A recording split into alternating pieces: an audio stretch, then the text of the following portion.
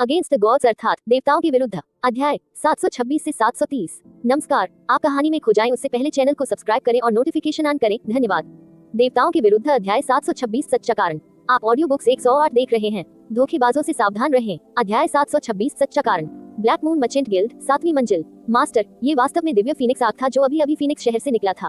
काफी जांच के बाद हमने पुष्टि की है कि डिवाइन फीनिक्स आग पर केवल 3 लोग हैं, यू चे, फैन हेंगकोंग और प्रिंसेस स्नो फेंगजुएर। वे ब्लू विंड नेशन की दिशा में यात्रा कर रहे हैं। यदि वे वास्तव में ब्लू विंड नेशन की ओर जा रहे हैं तो वे कल शाम से पहले ब्लू विंड इंपीरियल सिटी पहुंचेंगे।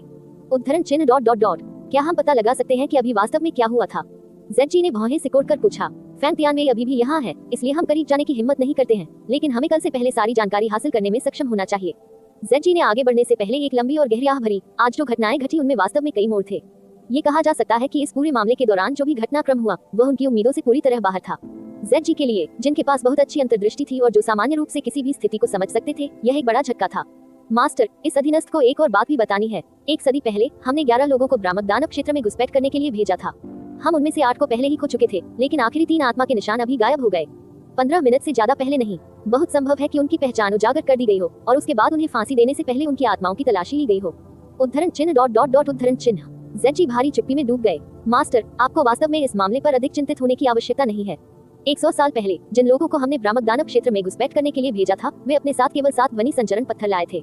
1 साल पहले जो खबर उन्होंने हमें वापस भेजी थी, वह 7वीं बार हुई थी जब उन्होंने ऐसा किया था। इसका मतलब ये भी है कि सभी 7 ध्वनि संचरण पत्थरों का उपयोग किया गया है। इसलिए अगर वे बच भी गए तो भी वे हमें कोई और संदेश भेजने में असमर्थ होंगे।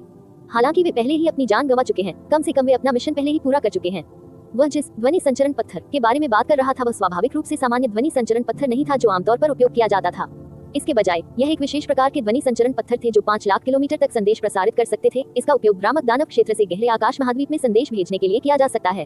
पूरे प्रोफाउंड स्काई महाद्वीप में केवल 4 पवित्र भूमि, जिनके पास विशाल और अतुलनीय संसाधन थे, के पास ये ध्वनि संचरण पत्थर थे, और तब भी उनकी बहुत कम मात्रा अस्तित्व में थी। उद्धरण चिन्ह ... इससे पहले वे इतने समय तक सुरक्षित और स्वस्थ थे, लेकिन हाल ही में उन्हें एक के बाद एक जड़ से उखाड़ दिया गया। ऐसा लगता है कि मायावी दानव क्षेत्र में कुछ बहुत बड़ा घटित हुआ होगा। जेड ने धीरे से कहा। हालांकि उनके प्रदर्शन और जीवित रहने के बजाय मुझे जिस चीज की अधिक चिंता है वह समाचार का आखिरी टुकड़ा है जो उन्होंने 1 साल पहले वापस भेजा था।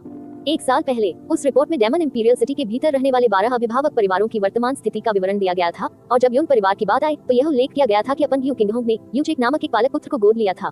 जेड की बातें यहीं रुक गईं। जेड के बगल में नीले कपड़े पहने व्यक्ति ने तुरंत अपनी भौहें सिकोड़ ली और संदेह से भरी आवाज में जवाब दिया। क्या ऐसा हो सकता है कि मास्टर का मानना है कि इस पालक बच्चे का यूचे से कुछ लेना देना है?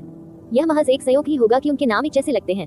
आखिरकार उस समय मैंने इस तथ्य पर कोई ध्यान नहीं दिया था, लेकिन अब जेड ने बोलना जारी नहीं रखा। उसके दिमाग में एक छवि उभरी जो उसने प्रोफाउंड इमेजरी स्टोन के भीतर देखी थी। भोर होते ही 2 पंखों में से एक पूरी तरह खुल गया और उन पंखों के नीचे इकट्ठा हुआ अशांत हरे रंग का तूफान भी, और यह भी यूनचे जो जीवित लौटने में कामयाब रहा था। मास्टर, क्या ऐसा हो सकता है? जेड ने हल्के से अपना सिर हिलाया और आगे कोई टिप्पणी करने से इनकार कर दिया, लेकिन उसके बाद उनका लहजा बदल गया और उन्होंने उदास होकर कहा, 1 सदी पहले जब हम थे डेमन इंपीरियल सिटी पर हमला करते हुए, हम अकेले नहीं थे जिन्होंने घुसपैठ दस्ते को भेजने के लिए अराजकता का फायदा उठाया।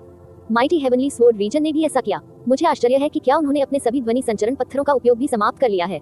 दिव्य फीनिक्स आग, ये दिव्य फीनिक्स संप्रदाय के पास उच्चतम श्रेणी का गहन जहाज था, और ये दिव्य फीनिक्स साम्राज्य का एक राष्ट्रीय प्रतीक था।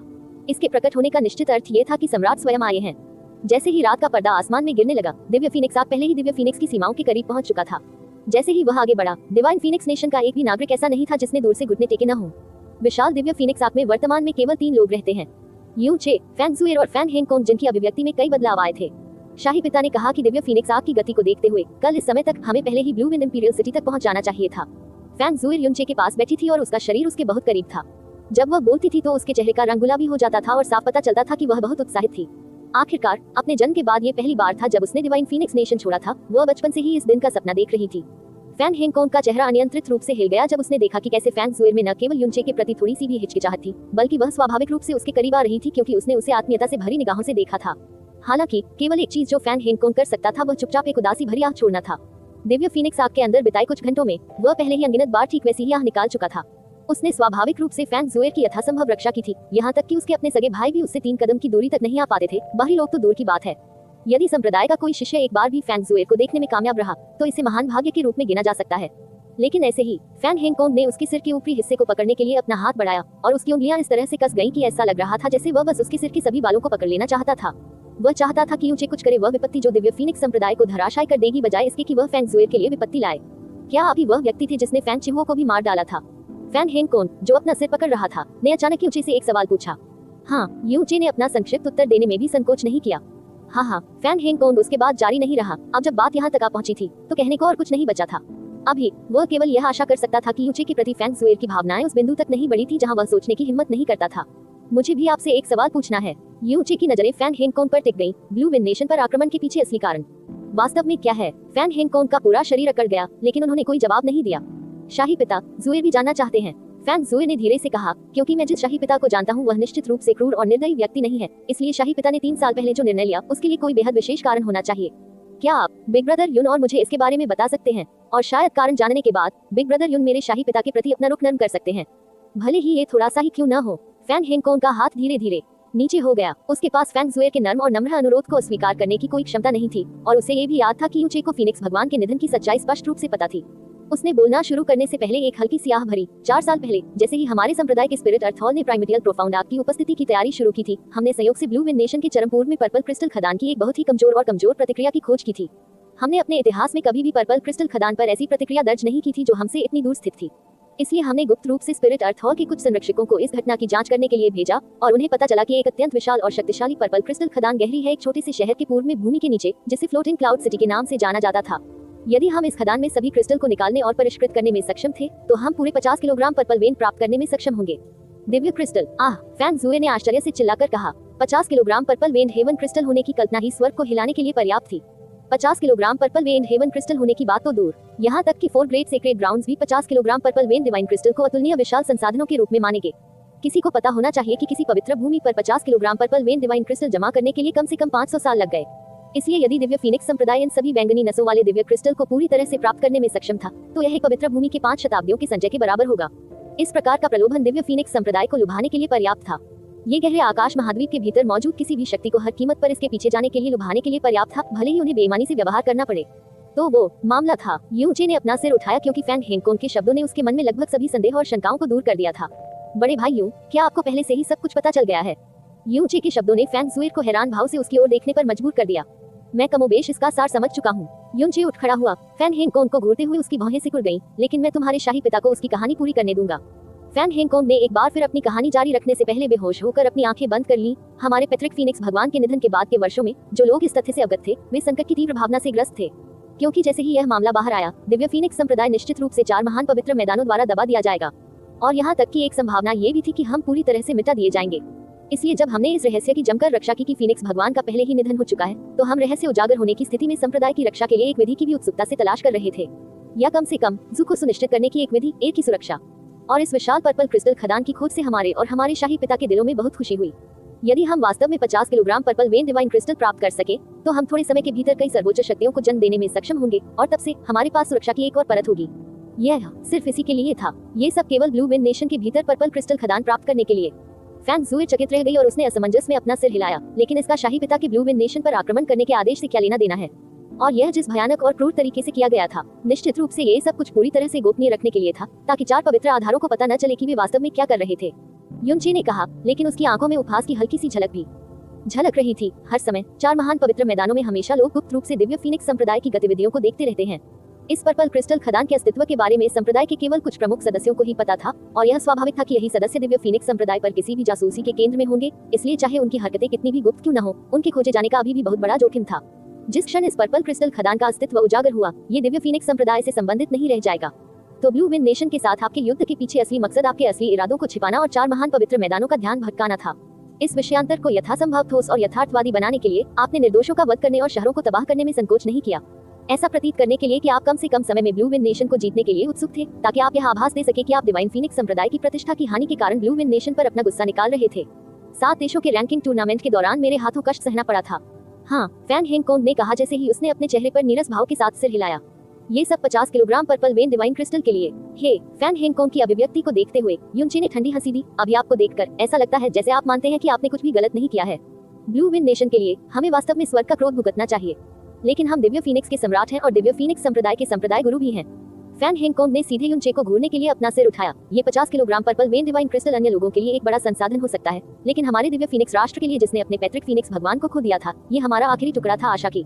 जो कुछ हुआ उसके नतीजों से हमें सचमुच बहुत पछतावा हुआ, लेकिन हमारा निर्णय निश्चित रूप से गलत नहीं था। कितना भोला! क्या आपने वास्तव में सोचा था कि फीनिक्स भगवान के निधन के दुनिया के सामने आने के बाद केवल 50 kilogram purple when divine crystal आपके दिव्य फीनिक्स संप्रदाय की रक्षा के लिए पर्याप्त होगा? यू चे ने बेरुखी से पूछा। उद्धरण चिन्ह डॉट डॉट डॉट। कम से कम इससे हमें ज़ोएर की रक्षा करने के लिए थोड़ी अधिक शक्ति मिलती। जब तक हम 100 वर्षों तक ज़ोएर की रक्षा कर सकते हैं, भले ही हमारा संप्रदाय पूरी तरह से नष्ट हो जाए, तब भी हमें इसके बाद क्या होगा इसके लिए असीम आशा रहेगी। फैंग हेंगकोंग धीमी आवाज में चिल्लाया। शाही पिता, कृपया पहले ही बोलना बंद कर दें। जैसे ही फैंग ज़ुए ने देखा कि युनचे और फैंग हेंगकोंग एक बार फिर से भिड़ने लगे हैं, उसने जल्दी से खुद को उन दोनों के बीच में फेंक दिया। शाही पिता, इससे कोई फर्क नहीं पड़ता कि कारण क्या था जिससे इतने सारे लोगों की मौत और पीड़ा हुई। निर्दोष लोगों को मारना अभी भी एक गंभीर पाप है। ज़ुएर की फीनिक्स आत्मा बिग ब्रदर युन की मदद से जाग गई थी और मैं पहले से ही हमारे दिव्य फीनिक्स संप्रदाय की रक्षा करने में सक्षम हूँ। शाही पिता को अब ज़ुएर के बारे में चिंता करने की जरूरत नहीं है। ज़ुएर केवल यही चाहता है कि शाही पिता और मैं हमारे द्वारा किए गए पापों के लिए संशोधन करें, ताकि हम ब्लू विन नेशन की क्षमा प्राप्त कर सकें और स्वर्ग में रहने वाले भगवान फीनिक्स भगवान की आत्मा की क्षमा भी प्राप्त कर सकें। ज़ुएर, फैंग हेंगकोंग ने अपनी बेटी की ओर देखा क्योंकि उसकी आंखों में धीरे धीरे धुंध छाने लगी थी। अब जब मैं इसके बारे में सोचता हूँ तो आपने उन सभी वर्षों पहले 7 देशों की रैंकिंग टूर्नामेंट के लिए निमंत्रण देने के लिए फैंग ज़िचिन को व्यक्तिगत रूप से ब्लू विन इंपीरियल सिटी में आने का निर्देश दिया था। हालांकि वह सब एक दिखावा था। असली मकसद एक दिव्य फीनिक्स राजकुमार के रूप में अपनी स्थिति का उपयोग करके मेरे वंश के मामले पर मेरे साथ झगड़ा करना था और वहां से संघर्ष शुरू करने का कारण बनाना था। सही है? युनचे ने आंखें सिकोड़कर कहा। हाँ, फैंग हेंगकोंग ने इसे नकारने की कोशिश भी नहीं की। युनचे ने बोलना जारी रखा, और एक बार जब युद्ध 2 साल से अधिक समय तक चला और 4 महान पवित्र मैदानों ने आप पर अपनी निगरानी ढीली कर दी, तो आपने पर्पल क्रिस्टल खदान की खुदाई की तैयारी शुरू कर दी। जब आप बैंगनी क्रिस्टल निकाल रहे थे, भले ही वह जमीन के नीचे गहराई में हो, निश्चित रूप से बड़ी मात्रा में शोर होगा। इसलिए उस क्षेत्र को प्रशिक्षण स्थल बनाने और फ्लोटिंग क्लाउड सिटी में तैनात 2 लाख सैनिकों को प्रतिदिन पृथ्वी को कुचलने का निर्देश देने का उद्देश्य पूरी तरह से छिपाना था कि वास्तव में क्या चल रहा था। उद्धरण चिन्ह डॉट डॉट डॉट। आप बिल्कुल सही हैं। फैंग हेंगकोंग ने युनचे को एक गहरी नजर दी। उसने अभी पर्पल क्रिस्टल खदान के अस्तित्व का खुलासा किया था, फिर भी युनचे पहेली के प्रत्येक टुकड़े को त्रुटिहीन तरीके से जोड़ने में सक्षम था। यह उसका दिमाग कितना डरावना था। तो अभी आपने अपने लक्ष्य को प्राप्त करने में कितना कुछ हासिल किया है? युनचे ने ठंडे स्वर में पूछा। उन्होंने अपने जीवन में कभी नहीं सोचा था कि फ्लोटिंग क्लाउड सिटी के पास इतनी बड़ी पर्पल क्रिस्टल खदान छिपी होगी, जहां उन्होंने 1 दशक से अधिक समय बिताया था। एक पर्पल क्रिस्टल खदान जिसके कारण दिव्य फीनिक्स संप्रदाय भारी लागत के बावजूद इसके पीछे चला गया। एक पर्पल क्रिस्टल खदान जिसे वह स्वयं भी चाहता था। फ्लोटिंग क्लाउड सिटी के आसपास का क्षेत्र विशाल और बंजर था और केवल कुछ निम्न श्रेणी के गहरे जानवर ही वहां रहते थे। अगर किसी ने उसे बताया होता कि 50 kilogram purple when divine crystal का उत्पादन करने वाला एक विशाल खनिज भंडार पहले इस क्षेत्र में छिपा हुआ था, तो उसे भी इस पर कभी विश्वास नहीं होता। 100%, 100%। फैंग हेंगकोंग के शब्दों के कारण युनचे की भौहें गहरी हो गईं। देवताओं के विरुद्ध अध्याय 727 ईश्वर के सामने घुटने टेकना कन्या। आप ऑडियो बुक्स 108 देख रहे हैं। धोखेबाजों से सावधान रहें। अध्याय 727 दिव्य युवती का घुटने टेकना। लगभग 1 महीने पहले हमने सभी पर्पल क्रिस्टल खदानों का खनन पूरा कर लिया है। इसे गुप्त रूप से फीनिक्स सिटी में वापस ले जाने के लिए सैकड़ों स्थानिक रिंगों का उपयोग किया है और यह निश्चित क्षेत्रों के भीतर छिपा हुआ है। एक बार सब कुछ तय हो जाए तो हम रिफाइनिंग प्रक्रिया शुरू कर सकते हैं। 2 लाख की सेना अभी वही रहेगी और पहले जैसा व्यवहार करती रहेगी। ये 4 महान पवित्र मैदानों को भ्रमित करना जारी रखने और उनका ध्यान आकर्षित करने के लिए है। फैंग हेंगकोंग ने बिना कुछ भी टाले कहा। उसे बहुत समय पहले यह एहसास हुआ था कि युनचे की आंखें किसी भी झूठ को देखने में सक्षम हैं। क्या ऐसा है? फिर बधाई हो कि आपकी यह श्रमसाध्य महान योजना सफलतापूर्वक क्रियान्वित हुई। युनचे ने उपहास करते हुए कहा। चूंकि मैंने इसे जोर से कहने का साहस किया है, मैं स्वाभाविक रूप से तैयार हूँ। एक बार जब हमारा संप्रदाय पर्पल वेन दिव्य क्रिस्टल को परिष्कृत करना समाप्त कर लेगा, तो हम ब्लू विन इंपीरियल परिवार को 5 किलोग्राम उपहार देंगे। फैंग हेंगकोंग ने ठंडे स्वर में कहा। ब्लू विन जैसे छोटे देश में लगभग 5 kilogram purple when divine crystal को भूल जाए। सम्राटों की पिछली पीढ़ियों ने शायद असली पर्पल वेन डिवाइन क्रिस्टल भी नहीं देखा था। बस पर्पल वेन हेवन क्रिस्टल्स को सर्वोच्च पवित्र वस्तु माना जाएगा। 5 किलोग्राम। हा। युनचे जोर से हंसे। ऐसा माना जाता है कि ये हमारे ब्लू विन नेशन के हैं और फीनिक्स सैक मास्टर ने वास्तव में 5 किलोग्राम तक लौटाया। ऐसी उदारता। फैंग हेंगकोंग के पूरे चेहरे पर गुस्सा दिख रहा था, लेकिन जैसे ही वह एहसान का बदला चुकाने वाला था, उसने फैंग ज़ुए की आंखों को देखा और उसने उन शब्दों को निगल लिया जो वह कहने वाला था। उन्होंने अपनी सांस रोकी और धीमी आवाज में कहा, 7.5 किलोग्राम। ये पहले से ही मेरी सीमा है। कोई जरूरत नहीं, मुझे इसकी परवाह नहीं है। आप इसे सहेज सकते हैं और स्वयं इसका आनंद ले सकते हैं। युनचे के चेहरे पर साफ तौर पर तिरस्कार झलक रहा था। उन्होंने पर्पल वेन डिवाइन क्रिस्टल के प्रति कोई दिलचस्पी नहीं दिखाई, जिसके बारे में फैंग हेंगकोंग बात कर रहे थे, और यहाँ तक कि बिल्कुल भी मजाक नहीं कर रहे थे। इसने तुरंत फैंग हेंगकोंग को चौंका दिया। बैंगनी नसों वाले दिव्य क्रिस्टल प्रोफाउंड स्काई महाद्वीप में सर्वोच्च सबसे दिव्य अस्तित्व थे, और यह एक पवित्र वस्तु थी जिसे हर गहन अभ्यासी अपने सपनों में चाहता था। जब उसने सच बताया तो वह युनचे द्वारा जबरन वसूली करने के लिए पहले से ही तैयार था, लेकिन उसने बिल्कुल उम्मीद नहीं की थी कि वास्तव में कोई ऐसा व्यक्ति है जो अवमानना के साथ पर्पल वेन डिवाइन क्रिस्टल्स के प्रलोभन का विरोध कर सकता है। लेकिन मैं फीनिक्स सेक्ट मास्टर को कुछ सलाह देना चाहता हूँ। आपको पर्पल क्रिस्टल खदान के बारे में जानने वाले लोगों के बीच आने वाले एक और फैंग फियान से सावधान रहना चाहिए। युनचे ने मजाक उड़ाते हुए कहा, मैं इतना मूर्ख नहीं होऊंगा कि ऐसा कुछ दूसरी बार होने दूं। आपको इसके बारे में चिंता करने की जरूरत नहीं है। फैंग हेंगकोंग ने ठंडी प्रतिक्रिया दी। जाहिर है वह इस मामले को लेकर बेहद आश्वस्त थे, क्योंकि संप्रदाय के जिन लोगों को पर्पल क्रिस्टल खदान के बारे में पता था, वे सभी वास्तव में उनके भरोसेमंद अधीनस्थ थे। स्वयं फैन जिमिंग और संप्रदाय के मास्टर वंश के फैन तियानवे के अलावा अन्य लोगों की यादें जो पर्पल क्रिस्टल खदान के अस्तित्व के बारे में जानते थे, वे सभी फैन हुए की तरह ही पिंजरे में बंद थे। वे इसे बताने, लिखने या प्रसारित करने के लिए किसी भी विधि का उपयोग नहीं कर सकते थे, और यदि उनकी आत्मा की खोज की जाती तो वे यादें तुरंत बिखर जाती। ये फैन फ्यान से सीखे गए सबक के कारण भी था कि दिव्य फीनिक्स संप्रदाय ने इस तरह के चरम उपाय का उपयोग करना चुना। मेरे पास आपको याद दिलाने के लिए भी कुछ है, फैन हेनकोंग ने बोलना जारी रखा। फ्लोटिंग क्लाउड सिटी में चीजें इतनी आसानी से चलने का कारण फिन ज्यूचेन नामक एक अजीब व्यक्ति का धन्यवाद था। उसने 90% से अधिक ध्यान हमसे दूर आकर्षित किया, और यह कहा गया था कि फ्लोटिंग क्लाउड सिटी में उसके प्रकट होने का कारण तुम्हें मारना था। उसे यह खबर पहले से ही पता होनी चाहिए कि आप अभी भी जीवित हैं। जब समय आए तो बेहतर होगा कि तुम न मरो। यूचे, वह बिग ब्रदर युन को मारना चाहता है। फैन ज़ुइर उछल पड़ी, लेकिन वह तुरंत मुस्कुराए और सांत्वना दी। कोई बात नहीं, बिग ब्रदर यू बहुत मजबूत है, वह निश्चित रूप से खतरे में नहीं होगा। ज़ुइर बिग ब्रदर युन की सुरक्षा के लिए भी कड़ी मेहनत करेगी। ज़ुइर, तुम, फैन हेनकोंग की भौहें हिल गईं और उदास महसूस हुआ। इससे पहले जब फैन ज़ुइर अभी सामने आया था, जैस्मिन ने तुरंत यूचे को बताया था कि फेक ज़ुइर का गहरा संबंध है। ताकत अब पहले से ही फैन तियानवे को पार करते हुए सॉवरेन प्रोफाउंड दायरे के 8वें स्तर तक पहुंच गई थी। यदि फैन ज़ुइर ने वास्तव में अपनी तरफ से उसकी रक्षा की, तो फेन जुचेन के लिए उसे मारना मूल रूप से असंभव होगा। युनचे ने इन दिनों डिवाइन फीनिक्स नेशन में जो हंगामा मचाया था, वह ब्लू विंड इंपीरियल सिटी में पहले ही हो चुका था। कल जब युचे ने एक ध्वनि प्रसारण भेजकर कहा कि वह आज शाम को फैन हेनकोंग और राजकुमारी स्नो के साथ लौटेंगे, कैंग यू इतनी उत्साहित थी कि वह पूरी रात सोई नहीं। वह आज दोपहर से ही मोनार्क ग्रेट हॉल में इंतजार कर रही थी। भले ही वह युनचे पर अनिश्चित काल तक भरोसा करती थी, फिर भी वह पूरे समय चिंतित रहती थी। जब युनचे डिवाइन फीनिक्स नेशन में था, उसकी सबसे बड़ी इच्छा युनचे की सुरक्षित वापस लौटने की थी। उसकी तुलना में नतीजे उतने महत्वपूर्ण नहीं लगे। आसमान में अंधेरा छा गया और शाम ढल गई थी। ब्लू विंड इंपीरियल सिटी के ऊपर लाल लाल लौ की तरह एक बड़ा गहरा संदूक दिखाई दिया, और इसने शहर में हंगामा मचा दिया। Divya Phoenix arc imperial palace के ठीक ऊपर रुका और धीरे धीरे उतरा। क्योंकि यह बहुत बड़ा था, यह जमीन पर नहीं गिरा और इसके बजाय ये हवा में तैरता रहा, क्योंकि इसके चारों ओर की गहरी आभा ने गर्म हवा की भयंकर धाराओं को जन्म दिया। वह है दिव्य फीनिक्स आर्क। किन वुशान, जो कैंग यू के साथ यहाँ पहुंचे थे, ने आश्चर्य से भरे चेहरे के साथ कहा जब उन्होंने एक विशाल वस्तु को दबाव वाली गर्मी की आभा छोड़ते हुए देखा। ब्लू विंड नेशन के पास पहले से ही बहुत कम गहरे जहाज थे, और यह उनके जीवन में पहली बार था कि उन्होंने इतनी गति वाला गहरा जहाज देखा। ये सही है, डोन फेंग शियू ने धीरे से सिर हिलाया। उस समय जब मैं पिछले सम्राट के साथ 7 नेशन रैंकिंग टूर्नामेंट में गया था, मैं भाग्यशाली था कि मैंने इसे एक बार देखा था। महामहिम ने कहा कि यूचे, फैन हेनकोंग और प्रसिद्ध राजकुमारी स्नो दिव्य फीनिक्स आर्क पर आ रहे हैं, और वहाँ कोई चौथा व्यक्ति नहीं है। क्या ये सच है? किन वुशान ने धीमी आवाज में कहा, और उनकी अभिव्यक्ति में संदेह झलक रहा था। इन दिनों डिवाइन फीनिक्स से आई खबरों में कहा गया है कि यूचे ने फीनिक्स शहर में भारी उत्पात मचाया, फीनिक्स भगवान की मूर्ति को नष्ट कर दिया और कई राजकुमारों को मार डाला। इसमें कोई संदेह नहीं था कि उसने दिव्य फीनिक्स संप्रदाय को इस हद तक नाराज कर दिया था कि वह पूरी तरह से असंगत हो गया था, और केवल मृत्यु ही इसे समाप्त कर सकती थी। फिर भी कल उसने अचानक कैंग यू को इस तरह एक ध्वनि प्रसारण भेजा। भले ही संदेश यूचे द्वारा स्वयं भेजा गया था और कैंग यू द्वारा स्वयं बताया गया था, लगभग किसी को भी विश्वास नहीं था कि फैन हेनकोंग केवल राजकुमारी स्नो को यूचे का अनुसरण करने के लिए यहाँ लाएगा। वह डिवाइन फीनिक्स के सम्राट, फीनिक्स संप्रदाय के मास्टर थे, एक ऐसा अस्तित्व जो प्रोफाउंड स्काई के 7 राष्ट्रों में सबसे महान और अद्वितीय था। भले ही उसे आपदा से घिरी सबसे कमजोर नीली हवा की ओर जाना हो, उसे अकेला नहीं रहना चाहिए। मास्टर ने मुझे बताया कि दिव्य फीनिक्स आर्क कैसा दिखता था, ये गलत नहीं हो सकता। साला, ज़ेया युवानबा का चेहरा उत्साह से भरा था। वह दिव्य फीनिक्स आर्क को देखने के लिए दौड़ने ही वाला था कि वह रुक गया। नंबर 1 अंडर हेवन ने उसे पकड़ लिया। अभी पास मत जाओ, कहीं कुछ अप्रत्याशित न हो जाए। ये सही है युवानबा, ऐसा कहा जाता है कि फैन हेनकोंग की गहन ताकत तानाशाह गहन दायरे के चरम पर है। अगर कुछ अप्रत्याशित हुआ तो केवल आप ही उसकी महिमा की रक्षा कर सकते हैं, किन वुशान ने धीमी आवाज में याद दिलाया। मैं समझता हूँ, ज़ेया युवानबा ने सिर हिलाया। उन्होंने कैंग यू से 10 कदम की दूरी बनाए रखी और लापरवाही से काम करना बंद कर दिया।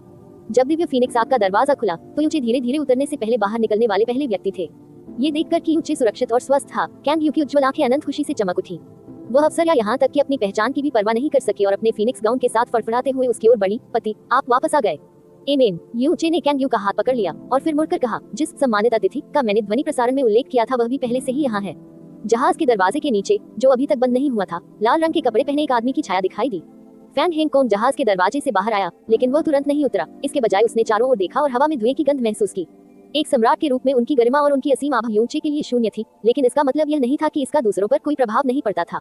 पल उसका छाया चित्र प्रकट हुआ। हर किसी की नजर अनियंत्रित रूप से उस पर पड़ी, लेकिन उन्होंने उसकी आंखों में देखने की हिम्मत बिल्कुल नहीं की। यहाँ तक कि उनकी सांसें और हृदय की धड़कन भी उसी क्षण रुक गई।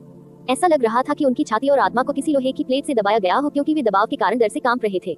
सम्राट दिव्य फीनिक्स का यूचे के स्पष्टीकरण की आवश्यकता के बिना भारी और बेहद प्रतिष्ठित आभा ने हर किसी को उसकी पहचान के बारे में तुरंत आश्वस्त कर दिया।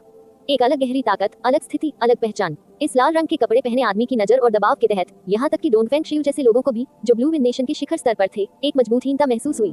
युवानबा, हर समय सतर्क रहो, डोन फेंग शियू ने धीमी आवाज में कहा। भले ही वह ब्लू विंड प्रोफाउंड पैलेस का प्रमुख था, लेकिन वह स्पष्ट रूप से डिवाइन फीनिक्स के सम्राट और फीनिक्स संप्रदाय के मास्टर के सामने एक छोटी चींटी की तरह महसूस करता था। उनमें से कोई भी नहीं जानता था कि वास्तव में डिवाइन फीनिक्स में क्या हुआ था, और वे बिल्कुल भी नहीं जानते थे कि फैन हेनकोंग यहाँ क्यों थे। इसलिए उनमें से हर एक तनावग्रस्त था और उनकी पीठ ठंडे पसीने से लथपथ थी। वह दिव्य फीनिक्स फैंग हेंगकोंग के सम्राट हैं। यूचे ने कैंग यू से कहा, चिंता मत करो, वो यहाँ एक पापी के रूप में है और हमें नुकसान पहुंचाने के लिए कुछ भी नहीं करेगा। फैंग हेंगकोंग का शरीर हवा में डूब गया और यूचे और कैंग यू के सामने आ गिरा। जिस क्षण वह दिखा, कैंग यू की मुस्कान पूरी तरह से जम गई और यूचे की हथेलियों में जो हाथ था वह भी अचानक कड़ा हो गया। वह रोकने की पूरी कोशिश कर रही थी और रोक रही थी, लेकिन उसका शरीर अभी भी बेकाबू होकर कांप रहा था। उसकी खूबसूरत आंखों में इतनी गहरी नफरत थी कि वह उसकी हड्डियों और यहाँ तक कि उसकी आत्मा की गहराइयों में भी समा गई थी। उसने ही उसके पिता की हत्या की थी, उसकी मातृभूमि और नागरिकों को रौंद डाला, ब्लू विन को 3 साल नरक जैसे बना दिए, जिसने उसे 3 वर्षों तक दुर्स्वप्न से भी पीड़ित किया। भले ही उसकी नफरत आकाश और पृथ्वी को भर सकती थी, उसका प्रतिद्वंद्वी अत्यधिक शक्तिशाली डिवाइन फीनिक्स था, इसलिए उसने कभी भी असाधारण आशा नहीं की थी कि उसे बदला लेने का मौका मिलेगा। उसने कभी नहीं सोचा था कि वह फैंग हेंगकोंग को देख पाएगी या एक दिन भी हर चीज के अपराधी का सीधे सामना करने में सक्षम हो। कैंग यू के छोटे हाथ वास्तव में तेजी से ठंडे हो गए और युनचे को उसके शरीर से डर की कपकपी और उसकी सांसों में कंपन स्पष्ट रूप से महसूस हो रहा था।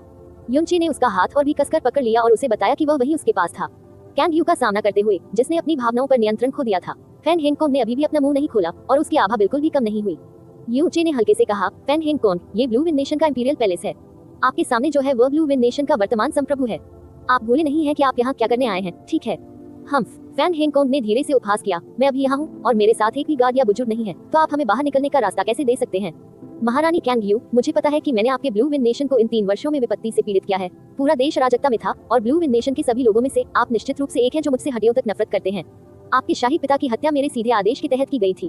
आप चाहे जैसे भी कहें कि मैं अपने पापों का प्रायश्चित करूं, हम बिल्कुल भी नहीं हिलेंगे।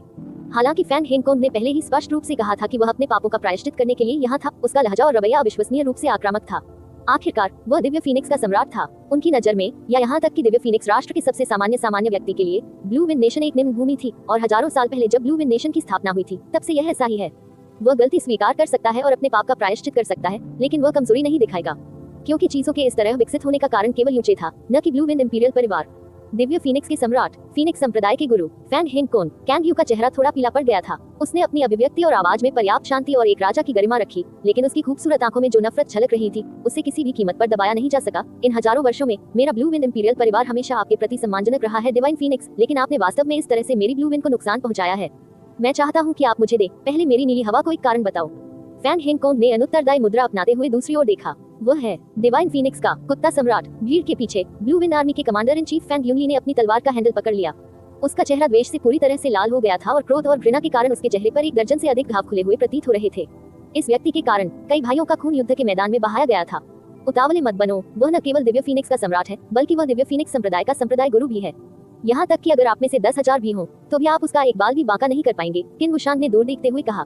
एक नर्म झनकार के साथ फैंग यूनली ने अपने स्टील ब्लेड का 3 इंच बाहर निकाला। उसने फैंग हेंगकोंग को घूर कर देखा, अपने दांत पीस लिए और कठोरता से कहा, मैंने सबसे ज्यादा सपना तब देखा था जब मैंने इस कुत्ते सम्राट को देखा था और व्यक्तिगत रूप से उसे 1800 टुकड़ों में काट दिया था। अब जब ये कुत्ता सम्राट मेरी आंखों के सामने है, भले ही वह 10,000 गुना अधिक ताकतवर हो, मैं क्या यह ऐसा था मानो एक बड़ा हथौड़ा अचानक फैंग यूनली के सिर पर पटक दिया हो। उसकी अभिव्यक्ति जो घृणा से भरी हुई थी और उसकी आंखें जो आगे की ओर देख रही थी, अचानक सुस्त हो गईं, यहाँ तक कि उसके मुंह से आवाज भी धीरे धीरे धीमी हो गई, जैसे कि वह नींद में बात कर रहा हो। न केवल फैंग यूनली, बल्कि हर किसी के भाव और आंखें इस समय अचानक सुस्त और धुंधली हो जाती हैं, क्योंकि उनके देखते ही देखते एक सुंदर कल्पना जैसा दृश्य दिखाई देने लगा। लाल रंग के कपड़ों में एक युवा लड़की दिव्य फीनिक्स आग से धीरे धीरे उतरी। उसके फीनिक्स वस्त्रों पर लाल रंग फैंग हेंगकोंग की तुलना में भी अधिक समृद्ध था और सोने का रंग और भी अधिक महान, अधिक आकर्षक फैंग हेंगकोंग का था। जब सबने उसकी ओर देखा तो उनके हृदय और आत्मा प्रचंड तरंगों के समान हो गए, क्योंकि वह चेहरा और आकर्षण इतना सुंदर था कि अवर्णनीय था। जैसे ही उनकी नजर पड़ी, उनका पूरा व्यक्तित्व तुरंत एक काल्पनिक सपने में गिर गया, क्योंकि उन्होंने एक युवा लड़की को उस कल्पना से बाहर निकलते देखा। फैंग ज़ुए धीरे से उतरा और धीरे धीरे चला। अतीत में वह कभी कभार संप्रदाय में दिखाई देती थी, लेकिन वह अपना फीनिक्स सेट ग्लेज्ड कोरोनेट पहनती थी और अपना चेहरा प्रकट नहीं करती थी। लेकिन आज वह अपने पापों का प्रायश्चित करने के लिए शुद्ध, दोषी और सच्चे दिल से यहाँ आई थी और उसे उस मुखौटे से भी छुटकारा मिल गया जो वह हमेशा पहने रहती थी। कैंग यू, जो सीधे फैंग ज़ुए का सामना कर रहा था, भी पूरी तरह से स्तब्ध था।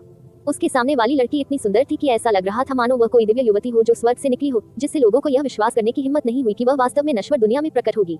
एक साथी महिला के रूप में जब उसने फैंग ज़ुए को देखा तो उसकी पूरी आत्मा, इच्छा शक्ति, विश्वास सभी अनियंत्रित रूप से खो गए थे। यहाँ तक कि फैंग हेंगकोंग के प्रति नफरत के भाव को भी पूरी तरह भुला दिया गया। इस दुनिया में वास्तव में कोई है जिसकी सुंदरता ज़ेया क्विंग यू को मात दे सकती है। कैंग यू ने बिना सोचे समझे बुदबुदाया और फैंग हेंगकोंग के अस्तित्व को लगभग भूल गया। जब कैंग यू फैंग ज़ुए को देख रही थी, फैंग ज़ुए भी उसे आकार दे रहा था और यहाँ तक कि उसकी हरकतों से युनचे के प्रति उसका लगाव भी देख रहा था। वह फैंग हेंगकोंग के पास चली गई, रुकी और धीरे से बोली, दिव्य फीनिक्स की शाही राजकुमारी फैंग ज़ुए महारानी कैंग यू का स्वागत करती है। उसकी दिव्य आवाज हवा की तरह नर्म थी और हर किसी के दिलों में घूम गई, जिससे उपस्थित सभी लोगों को ऐसा महसूस हुआ जैसे उनकी आत्माएं शुद्ध हो रही थी। फैंग ज़ुए का सिर थोड़ा नीचे झुका हुआ था और उसके घुटने धीरे धीरे मुड़े हुए थे। जुएर, तुम क्या कर रहे हो? फैन जुएर की हरकतों ने फैन हेंगकोंग को चौंका दिया। वह जोर से चिल्लाया और उसने बिजली की गति से अपनी हथेली बढ़ा दी और फैन जुएर के कंधों को पकड़ लिया। हालांकि उसकी फीनिक्स आत्मा जागृत होने के बाद फैन जुएर के पास गहरी ताकत थी जो फैन तियानवेई को भी आसानी से हरा सकती थी। फैन हेंगकोंग की ताकत उसे रोकने के लिए कैसे पर्याप्त हो सकती है? फैन हेंगकोंग की पुतलियों में जो सबसे बड़ी हो गई थी, फैन जुएर का सामना कैंग यू से हुआ। ठीक से घुटने टेकने के कारण उसके घुटने जमीन से छू गए। जुएर, आप क्या कर रहे हो? अब उठो, उठो, इस दुनिया में आपके सामने घुटने टेकने लायक कोई नहीं है। जुएर, फैन हेंगकोंग ने फैन जुएर की बाहों को खींच लिया। उसे ऊपर खींचना चाहा, लेकिन अपने शरीर की सारी ताकत और गले में आवाज का इस्तेमाल करने के बावजूद पहले से ही कर्कश होने के कारण वह फैन जुएर के शरीर को थोड़ा सा भी नहीं हिला सका। इस दुनिया में आपके सामने घुटने टेकने लायक कोई नहीं है। फैन हेंगकोंग ने जो कहा था वह बिल्कुल भी अतिशयोक्तिपूर्ण नहीं था, क्योंकि न केवल वह दिव्य फीनिक्स साम्राज्य और दिव्य फीनिक्स संप्रदाय की एकमात्र राजकुमारी थी, बल्कि वह दिव्य फीनिक्स संप्रदाय की भविष्य की भगवान भी थी। इतना ही नहीं, वह पूरे प्रोफाउंड स्काई महाद्वीप में एकमात्र ऐसी महिला थी जिसने किसी दिव्य आत्मा की संपूर्ण विरासत को स्वीकार किया था। वह व्यक्ति थी जिसके पास सबसे महान वंशावली थी और वह भगवान होने के सबसे करीब थी। जब वह पूरी तरह से परिपक्व हो गई तो उसकी शक्ति संत सम्राट, समुद्र के शासक, स्वर्गीय सम्राट और तलवार मास्टर, 4 अद्वितीय पवित्र भूमि के स्वामी से आगे निकल जाएगी। उसके पास जो दैवीय वंशावली थी वह कुछ ऐसी थी जिसे अन्य लोग प्राप्त नहीं कर पाएंगे, चाहे वे कितने भी लंबे समय तक काम करें या उनके संसाधन कितने भी प्रचुर क्यों न हो। तो फीनिक्स भगवान के गायब होने के बाद वास्तव में प्रोफाउंड स्काई महाद्वीप पर उससे अधिक महान अस्तित्व नहीं था। दिव्य फीनिक्स के सम्राट के रूप में फैन हेंगकोंग के सभी 14 पुत्रों को प्रतिदिन घुटनों के बल झुककर उनका स्वागत करना पड़ता था। लेकिन इतने वर्षों में उसने कभी भी फैन जुएर को अपने सामने घुटने टेकने नहीं दिया। यहाँ तक कि अगर फैन जुएर चाहता भी तो वह इसकी अनुमति नहीं देता, या ये कहा जा सकता है कि उसने इसे स्वीकार करने की हिम्मत नहीं की। लेकिन अब उसने घुटने टेक दिए ब्लू विन जैसे तुच्छ राष्ट्र के सम्राट के सामने। ब्लू विन का सम्राट सबसे लंबे समय तक वह ऐसा व्यक्ति था जिसे दिव्य फीनिक्स शिष्यों के सबसे निचले स्तर के लोग भी तिरस्कृत करने के लिए अपनी आंखें झुका लेते थे, या यहाँ तक कि उसकी बिल्कुल भी परवाह नहीं करते थे। उसका घुटने टेकना पहले ही एक सच्चाई बन चुका था। फैन हेंगकोंग इसे रोक नहीं सका और उसे खड़ा भी नहीं कर सका। घबराहट के एक लंबे क्षण के बाद उसने दुख में आह भरी। फैन जुएर को ये कैसे नहीं पता था कि वह स्वयं दिव्य फीनिक्स संप्रदाय की दूसरी फीनिक्स भगवान थी और वह अपने वंश और पहचान की कुलीनता को कैसे नहीं जान सकती थी। हालांकि उसने अभी भी छोटे छोटे ब्लू विन नेशन के सम्राट के सामने घुटने टेक दिए, सभी उसे, अपने पिता को, अपने पापों का प्रायश्चित करने के लिए। पहले से उसकी दबाव भरी आभा पूरी तरह से गायब हो गई थी। फैन हेंगकोंग का चेहरा कांप रहा था। अंत में उसके द्वारा किए गए खून के कर्ज और पाप को फैन जुएर और उसके द्वारा एक साथ वहन और मुक्त किया जा रहा था। इस गहरे अफसोस ने 100 साल के इस उच्च और शक्तिशाली सम्राट को जोर जोर से रोने पर मजबूर कर दिया। टकराना, फैन हेंगकोंग के घुटने जोर से जमीन पर गिरे। अपने पूरे जीवन में उन्होंने केवल फीनिक्स भगवान, अपने जन्मदाता माता पिता के सामने घुटने टेके थे, और इस समय उन्होंने कैंग यू के सामने जोर से घुटने टेके। फैन जुएर को अपने पापों का प्रायश्चित करने के लिए घुटने टेकते हुए देखकर वह एक सम्राट के रूप में अपनी गरिमा का समर्थन करने के लायक कैसे हो सकता है? दिव्य फीनिक्स के सम्राट फैन हेंगकोंग ने अपनी स्वार्थी इच्छा के लिए सभी असहमतियों की उपेक्षा की और कुछ भी नहीं रोका। ब्लू विन के लोगों को कुचल दिया जैसे नदियों में खून बह रहा था। पाप अत्यंत जघन्य है, मनुष्यों और देवताओं दोनों में बहुत रोष है और इन्हें माफ नहीं किया जा सकता। आज मैं केवल ब्लू विन के सम्राट से मेरे पापों की निंदा करने के लिए प्रार्थना करने आया हूँ। अगर नीली हवा मेरी जान भी लेना चाहे तो भी मुझे कोई शिकायत या पछतावा नहीं होगा। फैन हेंगकोंग ने अपना सिर नीचा रखा और ये शब्द कहे जो उसने कभी नहीं सोचा था कि वह अपने जीवन में शब्द दर शब्द कहेगा। पूरे ब्लू विंड इंपीरियल पैलेस में इतना सन्नाटा था कि अगर सुई भी गिरे तो आवाज सुनाई दे। ज़िया युवानबा, डोंग फेंग शियू, किन वुशंग, फैन यूनली और अन्य सभी मौके पर स्तब्ध थे। उनका दिमाग पूरी तरह से बंद हो गया था और वे जो देख और सुन रहे थे उस पर विश्वास नहीं कर पा रहे थे। कैंग यू भी स्तब्ध रह गया और एक पल के लिए उसे समझ नहीं आया कि क्या करे। युनचे ने फैन जुएर की ओर अपना हाथ बढ़ाया, लेकिन एक बार एक कदम आगे बढ़ाने के बाद वह धीरे से पीछे हट गया। वह जानता था कि फैन जुएर के लिए यह बहुत कठिन था। जैसा कि फैन हेंगकोंग ने चिल्लाया था, इस दुनिया में उसे घुटने टेकने के लिए योग्य कोई नहीं था, यहाँ तक कि फैन जुएर के पिता फैन हेंगकोंग भी नहीं। लेकिन शायद इससे फैन जुएर को अपने दिल में थोड़ा बेहतर महसूस हो सकता है। उसकी आत्मा बहुत पवित्र और अच्छी थी। जब उसे हर चीज के बारे में सच्चाई का पता चला तो फैन हेंगकोंग द्वारा उठाए गए पाप और रक्त ऋण ने उसकी आत्मा पर भारी दबाव डाला। डिवाइन फीनिक्स आग पर 2 दिन 1 रात की यात्रा के दौरान उसे लगातार फैन जुएर पर अपराध बोध के कारण दबाव की एक धुंधली आभा महसूस हुई। देवताओं के विरुद्ध अध्याय 728 कैंग यू का निर्णय। आप ऑडियो बुक्स 108 देख रहे हैं। धोखेबाजों से सावधान रहें। अध्याय 728 कैंग यू का निर्णय। कैंग यू ने कभी उम्मीद नहीं की थी कि वास्तव में इस तरह की स्थिति उत्पन्न होगी।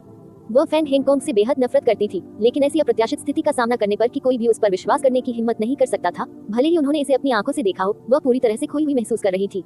वह केवल युनचे को देख सकती थी जो उसके बगल में विनती भरी आंखों से देख रहा था। पति, वास्तव में यह क्या है? पहले उन्हें उठने दो, युनचे ने कहा। अंदर आने के बाद मैं तुम्हें सब कुछ समझा दूंगा।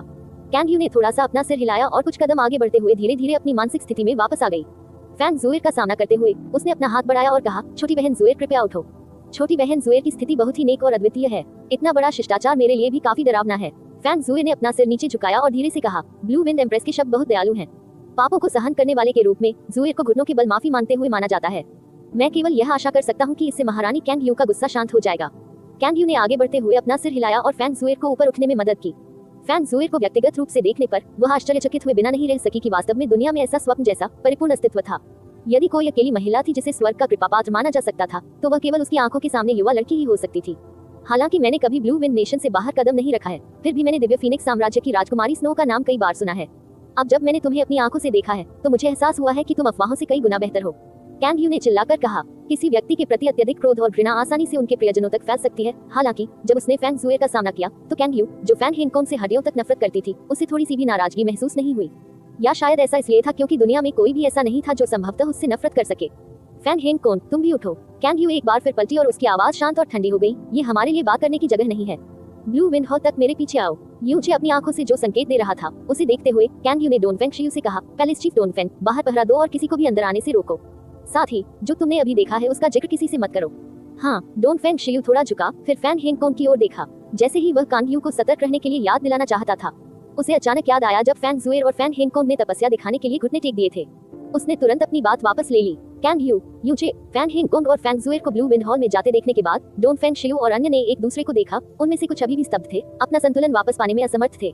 वास्तव में क्या हो रहा है? क्या वह सचमुच दिव्य फीनिक्स सम्राट है? फैंग यूली ने चौड़ी आंखों से देखा। इतना सोचने के बाद भी जब तक उसका सिर लगभग फट नहीं गया, वह अभी भी समझ नहीं पाया कि उसके सामने क्या हुआ था।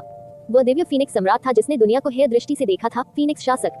हालांकि वे दोनों एक राष्ट्र के शासक थे, लेकिन ब्लू विंड नेशन के जनरल के रूप में फैंग यूली ये स्वीकार करने से खुद को नहीं रोक सके कि फीनिक्स शासक शब्द ब्लू विंड शासक शब्दों पर 1000 गुना भारी पड़ सकते हैं।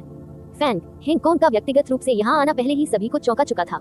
हालांकि लोगों ने कभी सपने में भी नहीं सोचा होगा कि वह ब्लू विंड महारानी के सामने घुटने टेक रहा था। वह अफसोस और पश्चाताप से भरी आवाज में चिल्ला भी रहा था। वह व्यक्ति वास्तव में दिव्य फीनिक्स राष्ट्र का सम्राट फैंग हेंगकोंग है। मैंने उसे 3 साल पहले देखा है। ज़िया युवानबा बोलते समय बहुत आश्वस्त थे। उद्धरण चिन्ह ... वह युवा महिला, क्या वह डिवाइन फीनिक्स की प्रसिद्ध राजकुमारी स्नो हो सकती है? एमेन, वह राजकुमारी स्नो है, लेकिन मुझे उम्मीद नहीं थी कि वो आएगी भी। वैसे 3 साल पहले उसके और जीजाजी के रिश्ते बहुत अच्छे थे। ज़िया युवानबा ने अनिश्चितता में अपना सिर रगड़ा। आखिरकार 3 साल पहले उसे बचाने के बाद यूचे प्राइमेडियल प्रोफाउंड आग में एक दुर्घटना का शिकार हो गई है। राजकुमारी स्नो, दिव्य फीनिक्स साम्राज्य का स्वर्ग भेजा हुआ खजाना, प्रोफाउंड स्काई महाद्वीप की सबसे खूबसूरत महिला। उसकी प्रतिष्ठा वास्तव में है अच्छी तरह से लायक। डोनफेंग शियू की भारी प्रशंसा की गई। जैसा कि भाई यून को उम्मीद थी, कुछ ही दिनों के भीतर उन्होंने वास्तव में इतनी गंभीर स्थिति को इस हद तक उलट दिया था। नंबर 1 अंडर हेवन ने अत्यंत धीमे स्वर में कहा, जिसे केवल वह ही सुन सकता था। लेकिन इससे भी अधिक अप्रत्याशित बात यह है कि इस दुनिया में एक महिला मौजूद है जिसकी शक्ति छोटी दानव महारानी के बराबर है। ब्लू विंड हॉल मौन का क्षेत्र था। फैंग हेंगकोंग हॉल के केंद्र में खड़े हो गए और वहां चारों ओर की हर चीज पर नजर डाली। उन्होंने एक बार कल्पना की थी कि वह व्यक्तिगत रूप से ब्लू विंड इंपीरियल पैलेस के अंदर कदम रखेंगे। हालांकि उन्होंने कभी नहीं सोचा था कि ऐसी परिस्थितियों में ऐसा होगा। इसी तरह कैंग यू ने भी कभी नहीं सोचा था कि जिस शख्स से वह सबसे ज्यादा नफरत करती है उसके साथ उसकी ऐसी हालत होगी। यूचे ने अभी डिवाइन फीनिक्स के साथ कैंग यू को स्थिति समझाई थी। भले ही जिसने सबसे अधिक योगदान दिया वह था। ब्लू विंड नेशन का शासक अभी भी कैंग यू था। यूचे की प्रत्येक गतिविधि भी उसके कारण ही थी। उसके कारण फैंग हेंगकोंग अपने पापों का प्रायश्चित कैसे करेगा, इसका निर्णय अंततः उसके हाथों में आ जाएगा। छोटी बहन जुएर, कृपया बैठें। फैंग जुएर और फैंग हेंगकोंग के प्रति कैंग यू का व्यवहार काफी अलग था।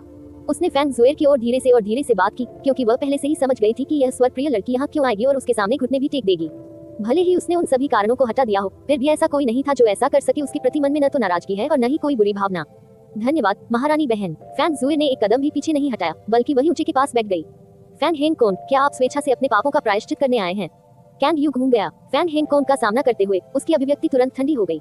दिव्य फीनिक्स आग से नीचे उतरने और ब्लू विंड क्षेत्र पर पैर रखने के बाद यदि फैंग हेंगकोंग अभी भी अपने गौरव को छोड़ने के लिए तैयार नहीं था, तो फैंग जुएर के घुटने, जिसने कैंग यू के दिल में सभी पीड़ा और दर्द को धो दिया था, क्या सभी नाले में गिर जाएंगे? हालांकि फैंग हेंगकोंग अपने द्वारा किए गए सभी अनगिनत रक्त ऋणों के लिए खुद को बलिदान कर सकता था, वह केवल ये निवेदन कर सकता था कि फैंग जुएर को उन्हें वह नहीं करना चाहिए। इसके लिए वह अपने पापों का प्रायश्चित करने के लिए हर संभव प्रयास करेगा, भले ही उसने दिव्य फीनिक्स सम्राट के रूप में अपनी गरिमा खो दी हो या यहाँ तक कि अपना जीवन भी खो दिया हो। हम आज यहाँ अपने पापों का प्रायश्चित करने आए हैं। हम जानते हैं कि हमने ब्लू विंड पर बहुत बड़ी आपदा ला दी है। अपराध इतने अधिक है कि हमारा 1000 बार मरना भी पर्याप्त नहीं होगा। जब तक हम ब्लू विंड और महारानी कैंग यू की नाराजगी को शांत कर सकते हैं, तब तक हम स्वीकार करने को तैयार है, बिना किसी पछतावे के कुछ भी। यूए, फीनिक्स सिटी में अपने समय के दौरान मैंने उन्हें पहले ही कुछ शर्तें दे दी हैं और वे इस पर सहमत भी हो गए हैं, यूनचे ने कहा, जिसके बाद उन्होंने बताना शुरू किया कि फीनिक्स सिटी के ऊपर क्या हुआ था। उनका सामना फैंग हेंगकोंग और फैंग तियानवेई के खिलाफ था और उन 5 शर्तों के बारे में भी जो उन्होंने उन्हें विस्तार से बताई थी। जब भी यूनचे ने अपनी शर्तों के बारे में बात की, विशेष रूप से कल की आखिरी 5 शर्तों के बारे में, फैंग हेंगकोंग की अभिव्यक्ति हमेशा उग्र हो जाती थी और वह हमेशा गुस्से में दहाड़ता था। इस प्रक्रिया में उसके फेफड़े लगभग फट जाते थे। लेकिन अब यूनचे को सभी शर्तों के बारे में बताते हुए मुआवजे, अनुबंधों की परवाह किए बिना उसकी गहन कला को कमजोर करना, उसे 100 साल के लिए घुटने टेकना या यहाँ तक कि 5वीं शर्त के लिए मजबूर करना, जिसमें कहा गया था कि उसे कई 100 लोगों को श्रद्धांजलि देनी होगी वर्षों। उनका चेहरा शांत रहा और कोई बदलाव नहीं दिखा। इसके बजाय ये कैंग यू थी जब यूनचे को शर्तों को सूचीबद्ध करते हुए सुना, जिसने धीरे धीरे एक चौंकाने वाली अभिव्यक्ति प्रकट की। वह फैंग हेंगकोंग और डिवाइन फीनिक्स साम्राज्य से बहुत नफरत करती थी। हालांकि जब युनचे ने सभी 5 शर्तों को सूचीबद्ध किया था, उसे एहसास हुआ कि वे सभी दबंग और बेहद क्रूर थे। यदि उन सभी शर्तों को डिवाइन फीनिक्स नेशन पर लागू किया गया तो उसकी 5000 साल की प्रतिष्ठा ब्लू विंड द्वारा बेरहमी से रौंद दी जाएगी, जो कि सबसे छोटा, सबसे कमजोर राष्ट्र था, जो केवल 1000 साल से अधिक समय तक अस्तित्व में नहीं था। उन्हें हमेशा शर्म की खाई में छुपे रहना होगा। ब्लू विंड के हजारों वर्षों के इतिहास में, यहाँ तक कि प्रोफाउंड स्काई के इतिहास में भी इन कठोर परिस्थितियों का उल्लेख नहीं किया गया है। सिर्फ अपने पापों का प्रायश्चित करने के लिए ऐसा पहले कभी नहीं हुआ था। ये सभी शर्तें आपकी दिव्य फीनिक्स, विशेष रूप से आप फैंग हेंगकोंग, क्या आप उनसे सहमत होने को तैयार हैं? कैंग यू ने अपनी भौहें सिकोड़ ली और बिना किसी डर के दिव्य फीनिक्स सम्राट की आंखों में देखा। वह उसके मुंह से उसकी पुष्टि सुनना चाहती थी। हाँ, फैंग हेंगकोंग ने अपनी आंखें बंद कर ली और बिना किसी हिचकिचाहट के उत्तर दिया। अच्छा। जैसे जैसे कैंग यू की ऊंची छाती ऊपर नीचे हो रही थी, उसकी निगाहें भी तेज और गहरी हो गई थी। महारानी बहन। फैंग जुए तुरंत खड़ी हो गई और कैंग यू का सामना किया, जैसा कि उसने अनुरोध किया था। जुए जानती है कि रॉयल फादर ने एक गंभीर गलती की है और बिग ब्रदर यूचे ने जिस मुआवजे का उल्लेख किया था, वह किया जाना चाहिए। लेकिन रॉयल फादर की गहन कलाओं को पंगु बनाने और उनके ब्लू विंड में 100 साल तक रहने के मामले के बारे में मैं सिस्टर कैंग यू से दया करने की विनती करता हूँ। रॉयल फादर की है खास पहचान। वह न केवल दिव्य फीनिक्स राष्ट्र का सम्राट है, बल्कि वह दिव्य फीनिक्स संप्रदाय का संप्रदाय गुरु भी है। यदि वह 100 वर्षों तक ब्लू विंड में रहा, तो दिव्य फीनिक्स उथल पुथल में रहेगा और दिव्य फीनिक्स संप्रदाय को भी अपनी स्थिरता बनाए रखने में कठिनाइयों का सामना करना पड़ेगा। हालांकि रॉयल फादर ने जो कुछ भी किया था, वह सब उनके ऊपर लाया गया था। उनकी बेटी के रूप में जुएर को भी कुछ बोझ उठाना चाहिए। इसलिए मैं महारानी सिस से जुएर के स्वार्थ और डिवाइन फीनिक्स की स्थिति के प्रति कुछ सहानुभूति दिखाने के लिए कहता हूँ। कृपया जुएर को रॉयल फादर के प्रतिस्थापन के रूप में ब्लू विंड में रहने दें। अन्य मुआवजे के लिए जब रॉयल फादर वापस जाएंगे, तो वह इसे कम से कम समय में लागू करेंगे। महारानी बहन, कृपया। जुएर, यह मामला आपसे संबंधित नहीं है। फैंग हेंगकोंग ने कहा। महारानी कैंग यू, आपको पता होना चाहिए कि अन्य पार्टियों को दूसरे का कर्ज लेने के लिए जिम्मेदार नहीं होना चाहिए। आपके शाही पिता की मृत्यु और ब्लू विंड की स्थिति सभी हमारे कारण हुई थी। जो कुछ भी हुआ उसका हमारी बेटी से कोई लेना देना नहीं है। इन 3 सालों के दौरान वह हमेशा कोमा में रही। वह इसमें जरा भी शामिल नहीं है। अभी हम सिर्फ अपने पापों का प्रायश्चित करना चाहते हैं। इससे कोई फर्क नहीं पड़ता कि आज आप हमसे क्या चाहते हैं, हम बिल्कुल भी नहीं हिलेंगे। लेकिन जुएर इसका उल्टा पैमाना है, जिसे हम आप में से किसी को भी छूने नहीं देंगे। फैंग हेंगकोंग की अभिव्यक्ति गंभीर और दृढ़ संकल्प से भरी हो गई। इस समय फैंग जुएर का दिल चिंतित हो गया। रॉयल फादर, आप पहले ही जुएर को आने देने के लिए सहमत हो गए हैं। क्या आपको दिव्य फीनिक्स और संप्रदाय की परवाह नहीं है? फैंग हेंगकोंग ने धीरे से अपना सिर हिलाया। जुएर, रॉयल फादर के लिए आपकी सुरक्षा रॉयल फादर के जीवन, संप्रदाय और यहाँ तक कि पूरी दुनिया की हर चीज से भी अधिक कीमती है। यदि हमें चुनना होता, तो हम आपको थोड़ी सी भी चोट पहुंचाने के बजाय दिव्य फीनिक्स और संप्रदाय को नष्ट कर देते। कैंग यू, यूचे, नहीं, ऐसा नहीं होगा। मैं यहाँ ठहरूंगा। मेरी रक्षा के लिए बिग ब्रदर यू के साथ मुझे निश्चित रूप से किसी भी तरह से नुकसान नहीं पहुंचाया जाएगा। मैं महारानी सिस के शाही पिता को सम्मान दूंगा और हर रोज ब्लू विंड, डिवाइन फीनिक्स और रॉयल फादर के लिए प्रार्थना करूंगा। 100 साल के प्रायश्चित के बाद मैं फीनिक्स शहर वापस जाऊंगा। अगर रॉयल फादर को मेरी याद आती है, तो वह यहाँ आकर कभी भी मुझसे मिल सकते हैं। फैंग जुएर मुस्कुराई, जैसे कि उसे भविष्य के बारे में कोई चिंता नहीं है। डिवाइन फीनिक्स जुएर के बिना काम कर सकता है, लेकिन रॉयल फादर के बिना ऐसा करने में सक्षम नहीं है। यह मामला पूरे देश और संप्रदाय से संबंधित है। रॉयल फादर आवेगी होने का जोखिम नहीं उठा सकते। जुएर, हम रॉयल फादर। फैंग जुएर ने धीरे से फैंग हेंगकोंग के अगले शब्दों को बाधित किया। जुएर को बड़े होने के दौरान हमेशा रॉयल फादर द्वारा खराब और संरक्षित किया गया है, और यहाँ तक कि उसे लॉर्ड फीनिक्स भगवान का अनुग्रह भी प्राप्त हुआ है। हालांकि मैंने रॉयल फादर या डिवाइन फीनिक्स संप्रदाय के लिए कभी कुछ नहीं किया। अब जब मैं अंततः अपने शाही पिता का कुछ बोझ साझा कर सकता हूँ, तो जुएर केवल अपने दिल में खुशी और संतुष्टि महसूस कर सकती है। मुझे अन्याय या डर महसूस नहीं होता। इसके अलावा यहाँ अभी भी जुएर का सबसे पसंदीदा बिग ब्रदर यून है। अगर मैं बिग ब्रदर यून को खूब देख सकूं, तो जुएर फीनिक्स सिटी की तुलना में यहाँ अधिक खुश होगी। मत भूलिए, 3 साल पहले बिग ब्रदर यून ने जुएर की रक्षा के लिए अपनी जान जोखिम में डाल दी थी। मेरे साथ बिग ब्रदर यून के साथ जुएर पूरी तरह से सुरक्षित रहेगा और रॉयल फादर को किसी भी चीज के बारे में चिंता करने की जरूरत नहीं होगी। ठीक है जुएर, आप। फैंग हेंगकोंग ने अपना हाथ बढ़ाया। फैंग जुएर को छूना चाहता था, कंधा। इस समय वह अपनी आंखों को धुंधला होने से नहीं रोक सका। महारानी बहन, मेरे दिल में बिग ब्रदर यून हमेशा दुनिया के सबसे अच्छे इंसान रहेंगे। चूंकि आप बिग ब्रदर यून की पत्नी हैं, आप दुनिया की सबसे सज्जन और सबसे दयालु महारानी भी होंगी। इसलिए कृपया मेरे शाही पिता के जीवन और स्वतंत्रता को क्षमा करें और जुएर को यहाँ रहकर अपने शाही पिता की जगह लेने दें। भविष्य में जुएर और उसके शाही पिता पश्चाताप करने और इन 3 वर्षों के दौरान किए गए सभी अपराधों का प्रायश्चित करने के लिए अपना सब कुछ देंगे। मैं महारानी सिस से मेरी इच्छा पूरी करने की विनती करता हूँ। जुएर महारानी सिस की दयालुता को हमेशा याद रखेंगी। फैंग जुएर द्वारा बोले गए प्रत्येक शब्द ने फैंग हेंगकोंग के दिमाग पर गहरा आघात किया और साथ ही कैंग यू के दिमाग को भी झकझोर दिया। उसके बर्फ जैसे चेहरे और सितारों से लाखों गुना अधिक खूबसूरत आंखों को देखकर कैंग यू का दिल जोर से धड़क उठा। वह फैंग जुएर की स्थिति के बारे में बहुत स्पष्ट थी।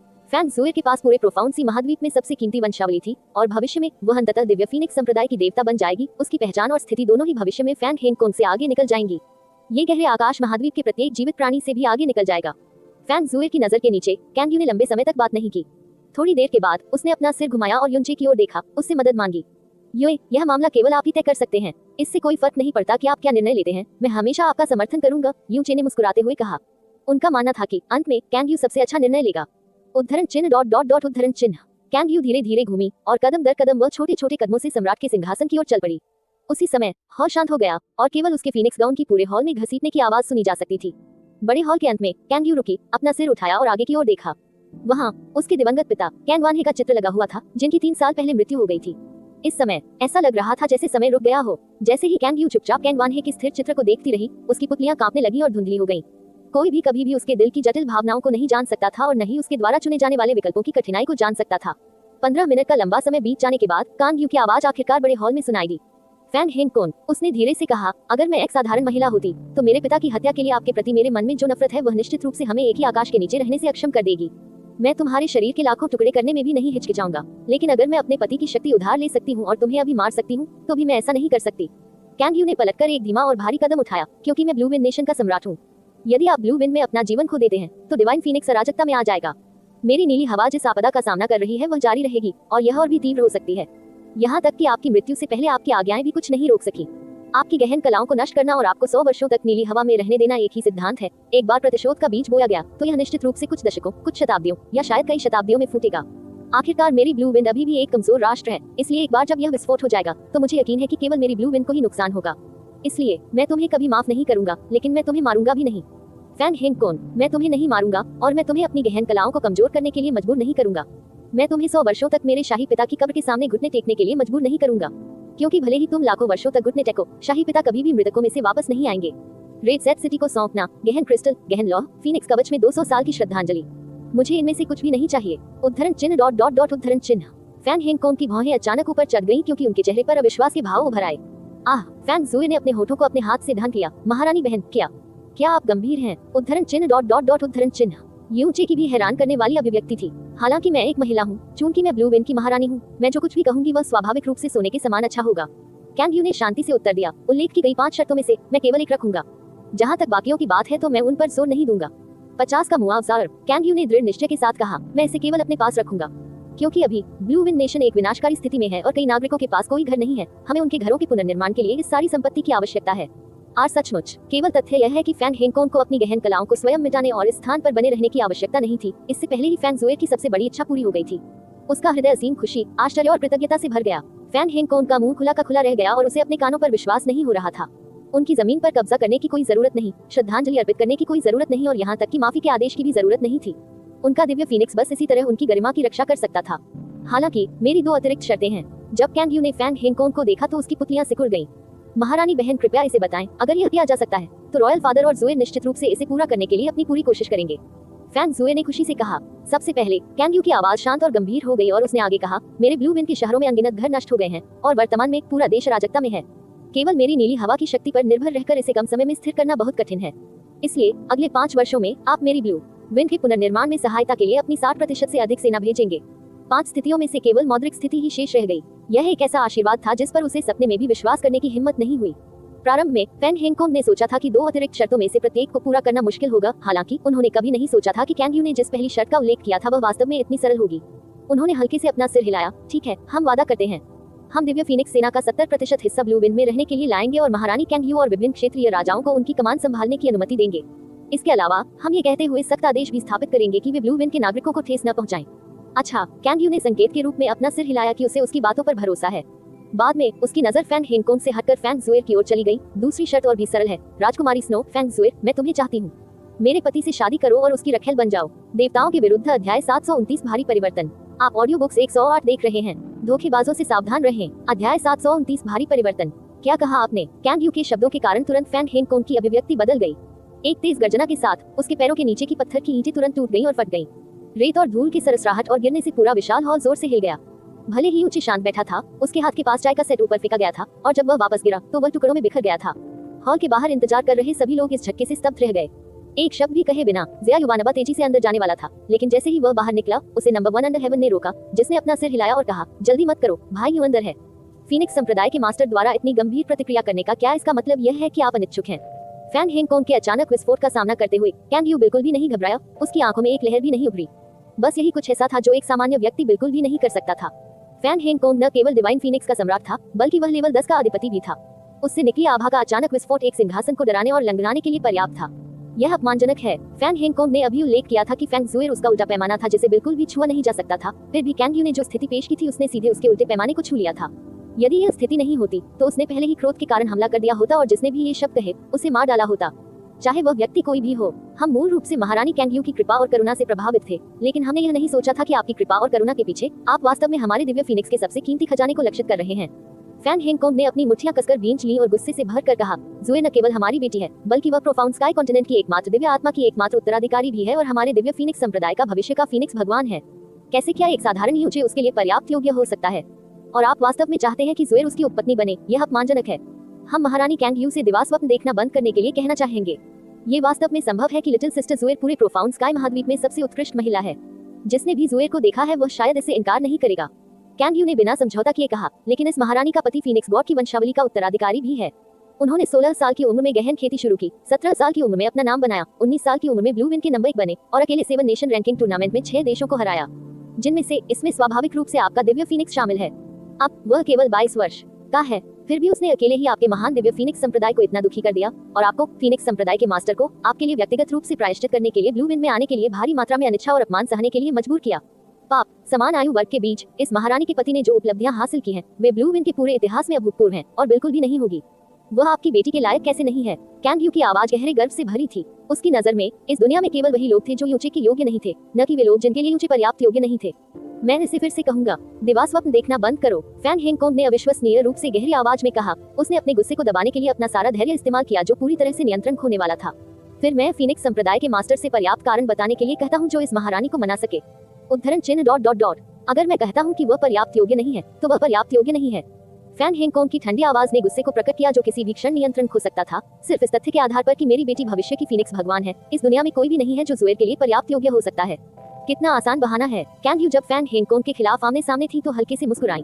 गहन शक्ति की दृष्टि से दोनों में जमीन आसमान का अंतर था और उनके सिंहासन संभालने के समय में 100 साल का अंतर था, लेकिन गति के लिहाज से वह फैन हेंगकोंग द्वारा बिल्कुल भी दबाई नहीं गई थी। हालांकि इस महारानी के पास कई कारण है कि फैन ज़ुएर को यूचे से शादी क्यों करनी चाहिए नहीं बल्कि जरूरी है। कैंगयू ने अवश्य शब्द पर भारी जोर दिया। फैन हेंगकोंग ने जवाब देने की जहमत न उठाते हुए अपना सिर घुमा लिया। उन्होंने ऐसा रवैया दिखाया जैसे कि अगर आप बिना सिर उठाए भी बात करें तो भी वह इस पर अपनी नाक ऊपर कर लेंगे। सबसे पहले इस महारानी के ज्ञान के अनुसार फैंग ज़ुएर का फीनिक्स रक्त सीधे आपके दिव्य फीनिक्स संप्रदाय की फीनिक्स आत्मा द्वारा दिया गया था और इसलिए उसके शरीर में सबसे मूल और शुद्ध फीनिक्स रक्त रेखा है। आपके दिव्य फीनिक्स संप्रदाय में फैंग ज़ुएर के अलावा कोई और नहीं है जिसके पास मूल फीनिक्स रक्त है, लेकिन यूचे का फीनिक्स रक्त भी सीधे फीनिक्स स्पिरिट द्वारा दिया गया था, इसलिए उसके पास सबसे मूल और शुद्ध फीनिक्स रक्त रेखा भी है। इस तथ्य के संबंध में ये साम्राज्य किसी और से बेहतर जानती है, क्योंकि जब यूचे फीनिक्स के परीक्षण और विरासत से गुजर रहा था तो ये साम्राज्य उसके साथ थी। इस प्रकार फीनिक्स वंशावली के आधार पर भले ही यह आपका दिव्य फीनिक्स संप्रदाय हो, कोई भी फैंग ज़ुएर के योग्य नहीं है और केवल इस महारानी के पति युनचे की वंशावली फैंग ज़ुएर के साथ पूरी तरह से मेल खाती है। फैन हेंगकोंग ने अपनी भौहें बंद कर ली और एक शब्द भी नहीं कहा। ये सब वह पहले से ही जानता था। दूसरी बात, फीनिक्स एक्ट मास्टर को यह नहीं भूलना चाहिए कि आज आप अपने पापों का प्रायश्चित करने के लिए यहाँ हैं।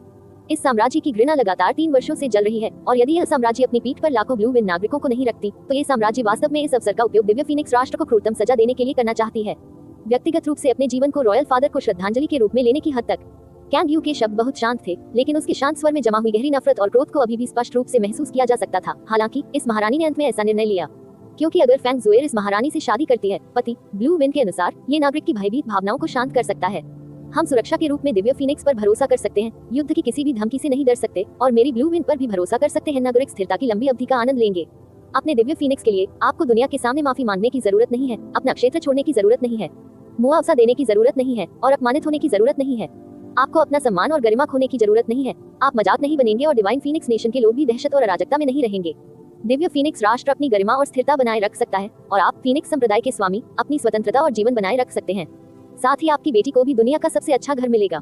ये सबसे दयालु और करुणामयी महारानी है, एक महिला जो अपने पिता की हत्या और अपने देश के नष्ट होने की घृणा रखती है, दे सकती है।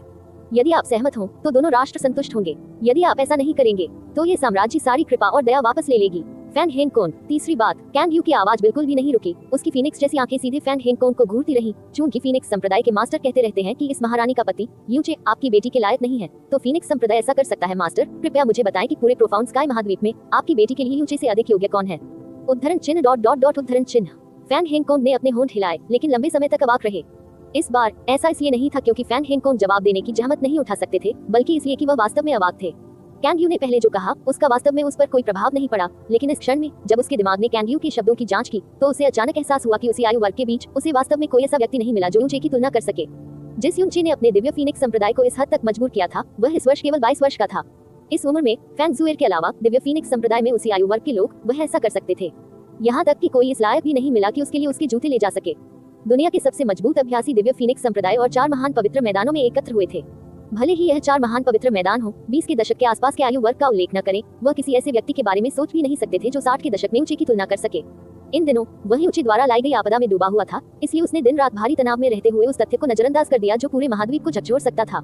ये ऊंचे जो मर गया था और 3 साल बाद वापस आया, प्रोफाउंड स्काई कॉन्टिनेंट की युवा पीढ़ी के बीच संभवतः पूरी तरह से नंबर 1 के खिताब का हकदार हो सकता है। फिर अगर केवल एक ही व्यक्ति होता जो फैंग जुएर के लिए काफी अच्छा होता, तो वह निस्संदेह यूचे होता। ऐसा लगता है जैसे फीनिक्स सेक्ट मास्टर किसी का नाम नहीं बता सकता।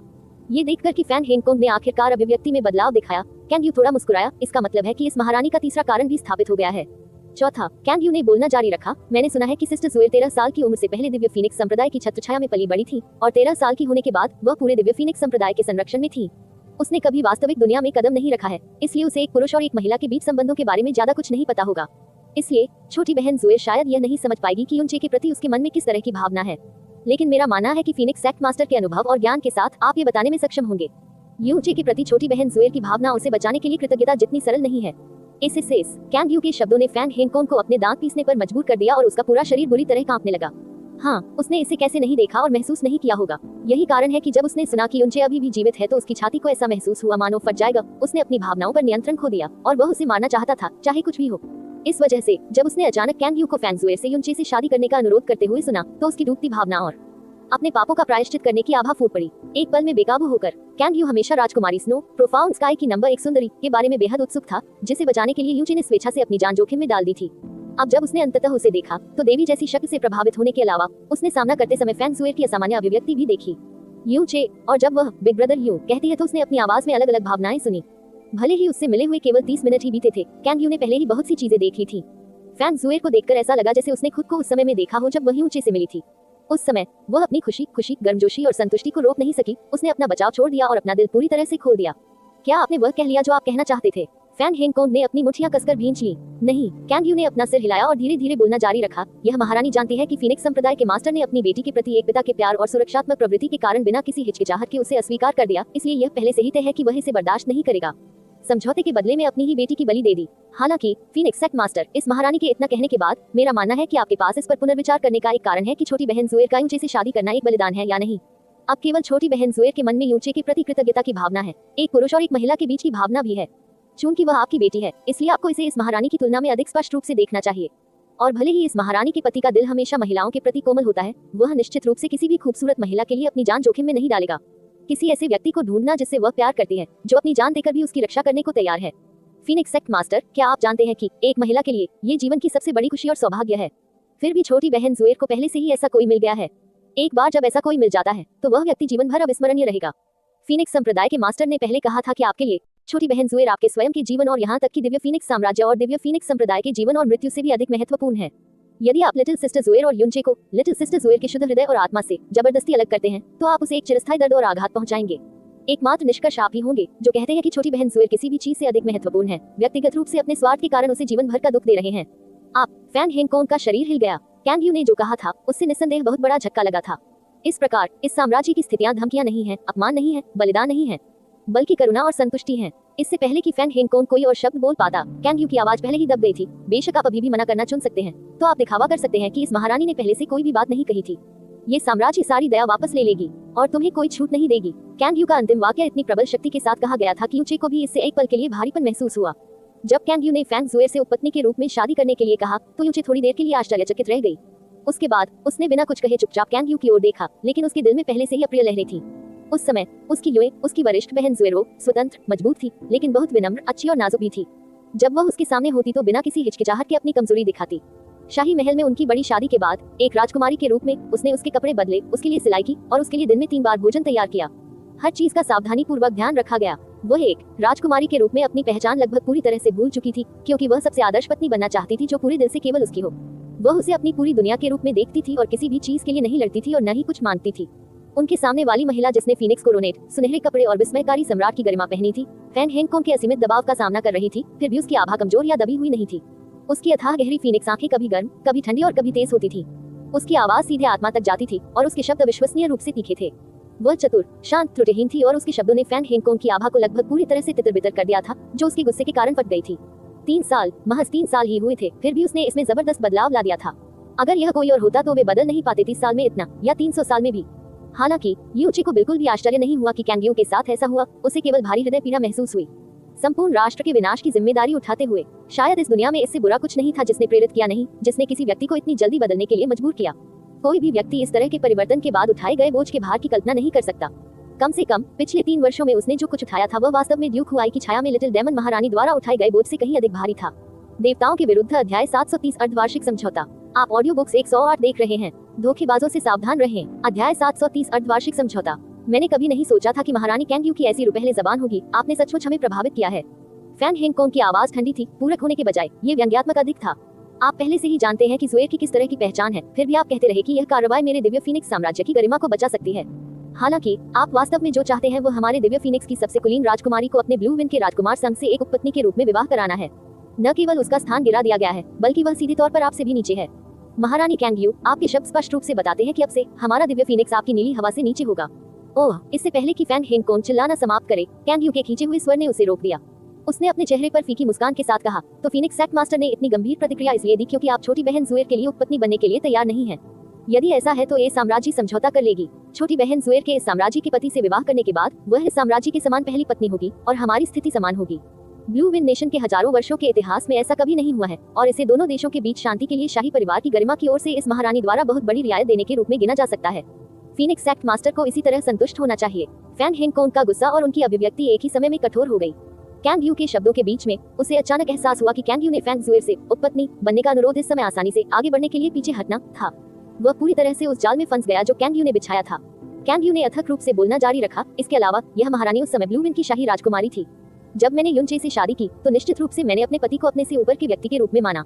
हालांकि अब मैं राजगद्दी पर बैठ गई हूँ और साम्राज्य बन गई हूँ, फिर भी मैं अब भी अपने पति को अपना सब कुछ मानती हूँ। और चूंकि यह महारानी ब्लू विंड की शासक है, इस महारानी के पति युनचे की ब्लू विंड में सबसे महान स्थिति है और अब वह राजकुमार की पत्नी नहीं है जो वह एक बार थी।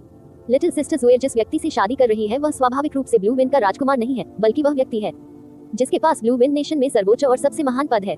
ये कैसा अपमानजनक है, लेकिन फीनिक्स सेक्ट मास्टर के शब्दों ने इस महारानी की याद दिला दी है।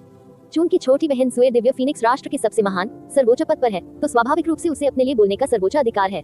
यदि ऐसा है तो इस मामले के बारे में ऐसा लगता है कि यह अधिक उचित होगा यदि यह महारानी स्वयं लिटिल सिस्टर ज़ुएर से पूछें। फैन हेंगकोंग काफी देर तक अवाक रह गए। वह अचानक इस बात को स्वीकार नहीं कर पा रहे थे। वह जो 100 वर्षों तक दिव्य फीनिक्स का सम्राट रहा था, एक कमजोर राष्ट्र की साम्राज्य द्वारा चालाकी की जा रही थी, जो लगभग 20 वर्ष की आयु में 3 साल के लिए सिंहासन पर बैठी थी। छोटी बहन ज़ुएर, क्या आप युनचे से शादी करने, हमेशा के लिए उसके साथ रहने और दोनों देशों के बीच नफरत को शांत करने के लिए तैयार हैं? कैंगयू फैन ज़ुएर की ओर मुड़ा। फैन हेंगकोंग का सामना करते समय उसकी आभा जो तलवारों की तरह तेज थी, एक सौम्य मुस्कान में बदल गई। जब कैंगयू फैन हेंगकोंग के साथ आमने सामने हो रहा था, युनचे ने कुछ नहीं बोला और फैन ज़ुएर भी चुप था। जब से कैंगयू ने युनचे से शादी करने का जिक्र किया, वह पूरे समय स्तब्ध रह गई थी। उसने अपनी क्रिस्टल जैसी चमकदार आंखें झपकाईं और धीरे से पूछा, बिग ब्रदर यू से शादी करना, क्या ये हमेशा के लिए है? बेशक ये है हमेशा के लिए, कैंगयू ने मुस्कुराते हुए कहा। अपने बिग ब्रदर युन से शादी करने के बाद आप उसकी हो जाएंगी और वह भी आपकी हो जाएगी। आप दोनों के पास एक दूसरे का सब कुछ हो सकता है, एक दूसरे के कंधों पर सहारा ले सकते हैं, हमेशा एक दूसरे का साथ दे सकते हैं और कोई भी इसे रोक या प्रतिबंधित नहीं कर सकता है। उद्धरण चिन्ह ... फिर महारानी सिस ने पहले जो कहा, क्या वे सब सच हैं? फैन ज़ुएर की खूबसूरत आंखें और भी धुंधली हो गईं। बिल्कुल, कैंगयू जानती थी कि वह क्या पूछना चाहती है। बिग सिस ब्लू विंड नेशन की महारानी है। आपके शाही पिता की तरह हमारे शब्द सोने के समान अच्छे हैं।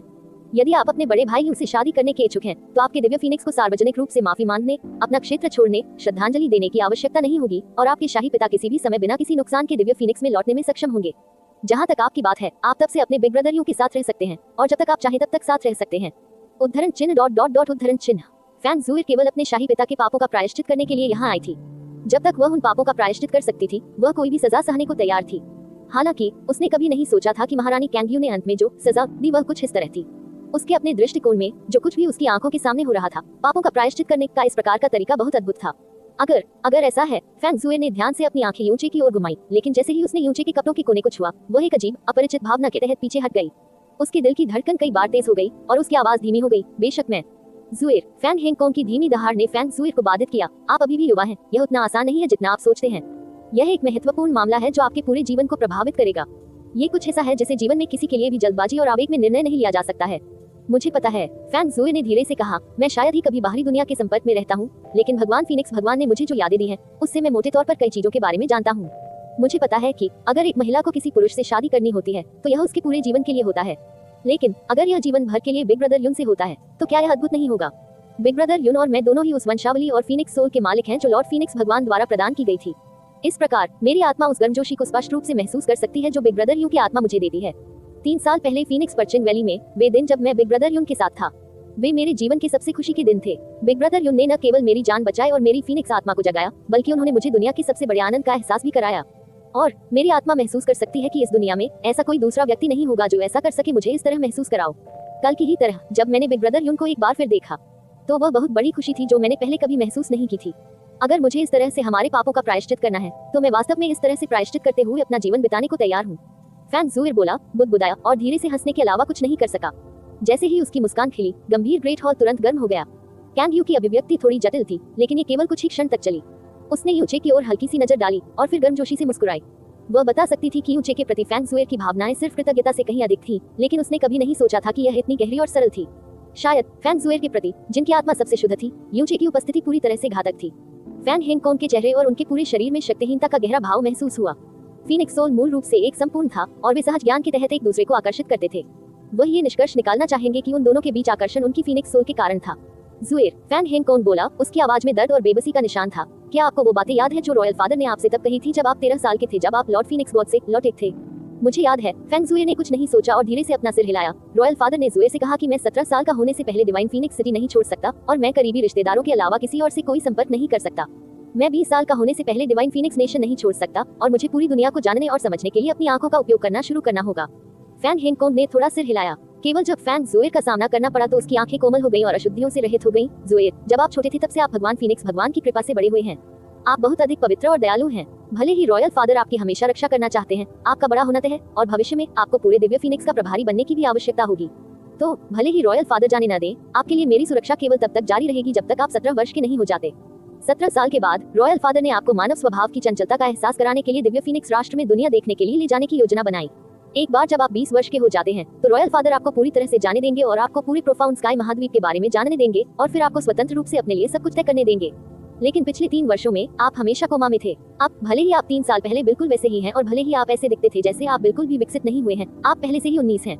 हालांकि रॉयल फादर आपको हमारे दिव्य फीनिक्स राष्ट्र को देखने के लिए ले जाने में सक्षम नहीं थे और आधे साल में आप 20 साल के हो जाएंगे। शाही पिता, फैन ज़ुएर धीरे से बुदबुदाया। भले ही आपसे 3 साल छीन लिए गए हों, लेकिन रॉयल फादर ने उस समय जो बातें कही थी वे नहीं छीनी जाएंगी। एक बार जब आप 20 वर्ष के हो जाएंगे तो आप अपने लिए सब कुछ तय करने में सक्षम होंगे और कोई भी आपके निर्णयों में हस्तक्षेप नहीं कर सकता। इसलिए खुद को दे, रॉयल फादर को आधा साल का समय दें। फैन हेनकोंग की आंखें और चेहरा थोड़ा नीचे झुका हुआ था। इस आधे साल में आप बढ़ेंगे, जान पाएंगे और अपने क्षितिज का विस्तार करेंगे। इससे भी अधिक आप स्पष्ट रूप से समझ सकते हैं कि यूचे के लिए आपके मन में किस तरह की भावना है।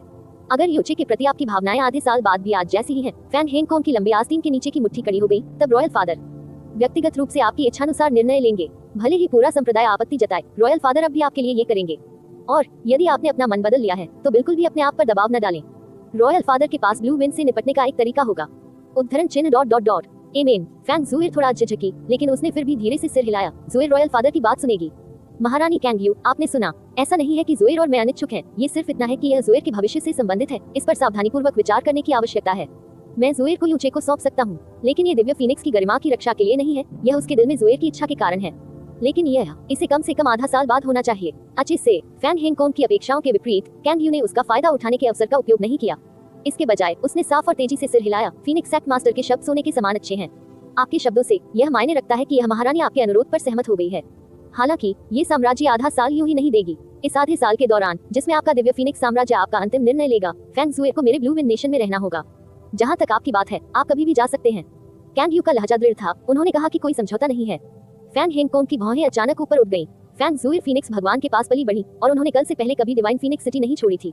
वह उसे इतनी आसानी से ब्लू विंड में छोड़ने को कैसे स्वीकार करेगा, और यहाँ तक कि उसे बेहद खतरनाक यूचे के पास भी छोड़ देगा। वह इसे अस्वीकार करने ही वाला था, लेकिन जब उसने अपना सिर उठाया तो उसने देखा कि फैन ज़ुएर बिल्कुल भी चिंतित नहीं था। इसके विपरीत वह इसका इंतजार कर रही थी। उस पल में उसका दिल नर्म हो गया, क्योंकि उसने अपने गले से फूटने वाले शब्दों को वापस निगल लिया, घूम गया और अचानक हॉल के बाहर की ओर उड़ गया। यूचे, हमारे साथ आओ, मुझे थोड़ा समय दें। यूचे ने फैन हेनकोंग को देखने के लिए अपना सिर उठाया, फिर उसने कैंग यू और फैन ज़ुएर की ओर सिर हिलाया और फैन हेनकोंग के पीछे भी उड़ गया। फैन हेंगकोंग के मुख्य हॉल से बाहर निकलने के बाद वह एक सीधी रेखा में उड़ गया जब तक कि वह दिव्य फीनिक्स आग के सामने नहीं आ गया। वह मुड़ा, उसके सामने यूनचे को देखा और बिना किसी अभिव्यक्ति के चेहरे के साथ उसने धीमी आवाज में कहा, यूनचे, हमने अपने जीवन में शायद ही कभी किसी को धन्यवाद दिया हो, लेकिन 3 साल पहले हम वास्तव में आपको धन्यवाद देना चाहते थे क्योंकि आपने ज़ुएर की जान बचाने के लिए अपनी जान जोखिम में डाल दी थी। बस उसके आधार पर यदि आप 3 जीवित होते वर्षों पहले, चाहे आप कुछ भी चाहते हो, हम बिल्कुल भी संकोच नहीं करते थे। आप कहना क्या चाहते हैं? यूचे ने उदासीनता से पूछा। जब से ज़ुएर अपने 3 साल के कोमा से जगी है, हमारे दिल में नफरत जानलेवा हद तक बढ़ गई है और अब आपके लिए हमारी नफरत हमारी हड्डियों में और भी गहरी हो गई है। ज़ुएर फीनिक्स भगवान के पास पली बड़ी है, इसलिए उसने अपने शाही भाइयों को इतनी बार नहीं देखा है। इस वजह से उसे उनकी मृत्यु पर थोड़ा सा भी दुख महसूस नहीं होगा और उसके लिए यह और भी मुश्किल होगा, इसके लिए आपसे नफरत है। लेकिन वे हमारे अपने बेटे थे। आपने हमारे 4 बेटों को मार डाला और भले ही हम आपको हड्डियों की धूल में मिला दें, हम अपने दिल की गहराई से नफरत को दूर नहीं कर पाएंगे। और इन सब के बावजूद ये वह चीज नहीं है जिससे हम सबसे अधिक नफरत करते हैं। हम आपके बारे में जो सबसे अधिक नफरत करते हैं वह ये है कि आप वास्तव में फैन हेंगकोंग के मुंह से एक अजीब धमाके की आवाज निकली। यूचे बता सकता था कि यह कम से कम एक दांत कुचलने जैसा था। फैन हेंगकोंग ने उसके लिए जो महसूस किया वह सच्ची दांत पीसने वाली नफरत थी। मैं भी आपके प्रति ऐसा ही महसूस करता हूँ, यूचे ने ठंडे स्वर में जवाब दिया। फैन हेंगकोंग घूम गया। उसे यूचे के चेहरे को देखने की जरूरत नहीं थी, इसलिए वह कम से कम अपनी भावनाओं और नफरत को थोड़ा नियंत्रित कर सकता था। जो बातें मैंने अभी ज़ुएर से कही थी वे निश्चित रूप से इसलिए नहीं थी क्योंकि हम दिव्य की गरिमा की रक्षा के लिए हार मान रहे हैं फीनिक्स, और निश्चित रूप से नहीं क्योंकि हमने तुम्हें माफ कर दिया है। ये सभी केवल इसलिए है क्योंकि ज़ुएर की आपके प्रति भावनाएं वास्तविक हैं। हे महारानी कैंग यू ने वास्तव में हमारी कमजोरी को समझ लिया है। अगर हमने इसे जबरदस्ती रोका तो यह वास्तव में ज़ुएर का दिल तोड़ देगा। ज़ुएर के लिए हम किसी भी चीज से समझौता कर सकते हैं। अरे आपने मुझे बाहर आने के लिए सिर्फ ये बताने के लिए कहा था कि एक पिता के रूप में आप कितने महान हैं। यूनचे ने उपहास किया। उद्धरण चिन्ह ... उद्धरण चिन्ह। फैन हेंगकोंग क्रोधित नहीं हुए, बल्कि उनकी आवाज धीमी हो गई। सिर्फ आपके द्वारा ज़ुएर को बचाने के आधार पर मैं कम से कम विश्वास कर सकता हूँ कि आप उसे चोट नहीं पहुंचाएंगे। अब जब ज़ुएर की फीनिक्स आत्मा जागृत हो गई है तो इस दुनिया में ऐसे बहुत से लोग नहीं हैं जो उसे चोट पहुंचा सके। जहां तक उसके आपके नजदीक ब्लू विंड में रहने की बात है तो शायद हमें इस तरह से उसकी सुरक्षा के बारे में ज्यादा चिंतित होने की जरूरत नहीं है, और यह वास्तव में समय है उसके लिए इस दुनिया को जानने का। हालांकि जब तक ज़ुएर यहाँ रहेगा आपको मुझसे एक बात का वादा करना होगा। फैन हेंगकोंग की आवाज अचानक बहुत कठोर हो गई। उसके बोलने के तरीके से यह स्पष्ट था कि वह पहले ही इस आधे साल के लिए फैन ज़ुएर को ब्लू विंड में छोड़ने के लिए सहमत हो गया था। ये कहो, यूनचे ने उत्तर दिया। ज़ुएर की आत्मा के साथ आधे साल के बाद आपके प्रति उसकी भावनाओं में कोई नकारात्मक परिवर्तन नहीं होना चाहिए। यह आधा साल हमारे संप्रदाय को प्रतिक्रिया देने के लिए, कुछ समय देने के लिए है। भविष्य में मैं ज़ुएर से आपकी शादी कर सकता हूँ, लेकिन इससे पहले कि ज़ुएर की शक्तियाँ पूरी तरह से जागृत हो जाएं, आपको उसके फीनिक्स भगवान के शरीर को कलंकित नहीं करना चाहिए। आपको पता होना चाहिए कि यह उसकी शक्तियों को जागृत होने में गंभीर रूप से बाधा उत्पन्न करेगा। फैन हेंगकोंग ने यूचे की ओर पीट करके कठोरता से बात की। यूचे ने अपनी भौहें हिलाई और फिर हल्के से कहा, चिंता मत करो। भले ही दिव्य फीनिक्स संप्रदाय के जीवन और मृत्यु से मुझे कोई सरोकार नहीं है, मैं ऐसा कुछ भी नहीं करूंगा जिससे ज़ुएर का भविष्य बर्बाद हो जाए। अच्छा, हम आप पर विश्वास कर सकते हैं। हालांकि फैन हेंगकोंग यूचे से बेहद नफरत करता था, फिर भी यूचे एक ऐसा व्यक्ति था जिसने फैन ज़ुएर को बचाने के लिए अपनी जान जोखिम में डाल दी थी। इस तरह अपने दिल की गहराई में वह कभी यह सवाल नहीं कर सका कि यूचे फैन ज़ुएर को प्यार करता था या नहीं। लेकिन मुझे भी कुछ कहना है और तुम्हें ये याद रखना होगा, यूचे ने ठंडे स्वर में कहा। भविष्य में भले ही मैं ज़ुएर के साथ रहूं, मैं आपको कभी रॉयल फादर नहीं कहूंगा। फैन हेंगकोंग का शरीर थोड़ा अकड़ गया। उसने फिर एक शब्द भी नहीं कहा और हवा में दिव्य फीनिक्स आग की ओर बढ़ गया। दिव्य फीनिक्स आग के दरवाजे के सामने खड़े होकर उसने अपने भारी कदमों को रोका, अपना हाथ अपने पीछे घुमाया और यूचे की ओर एक लाल जेड पत्थर फेंका। यूचे ने अपना हाथ उठाया और उसे पकड़ लिया, और जैसे ही उसने उसकी हथेली को छुआ, उसके शरीर पर एक गर्म एहसास फैल गया। इस फीनिक्स स्टोन के साथ आप मुझे 1,50,000 किलोमीटर के भीतर ध्वनि प्रसारण भेज सकते हैं। इस आधे साल के भीतर यदि ज़ुएर किसी खतरे या दुर्घटना में है। जब जहाज का दरवाजा पूरी तरह से खुल गया तो फैन हेंगकोंग ने बोलना जारी नहीं रखा।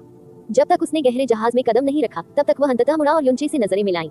आप ज़ुएर को अलविदा कहे बिना जा रहे हैं? यूचे ने फीनिक्स स्टोन को दूर रख दिया और पूछा। उद्धरण चिन्ह ... चाहे हम कितने भी अनिच्छुक क्यों न हो, एक बेटी आखिरकार किसी से शादी करने ही वाली है। फैन हेंगकोंग की भौहें तन गईं और वह बुदबुदाया। हो भी सकता है, कम से कम ये जिंगान जैसे लोगों से काफी बेहतर है। यह अज्ञात था कि वही ऊंचे से बात कर रहा था या खुद से। जैसे ही दिव्य फीनिक्स आग हवा में उठा और पलक झपकते ही आकाश में उड़ गया, जहाज का दरवाजा पूरी तरह से बंद हो गया। हवा का एक तेज झोंका तुरंत ब्लू विंड इंपीरियल पैलेस में फैल गया। इस तरह के और अपडेट के लिए कृपया हमारे चैनल ऑडियो बुक्स 108 को सब्सक्राइब करें और नोटिफिकेशन सक्षम करें। धन्यवाद।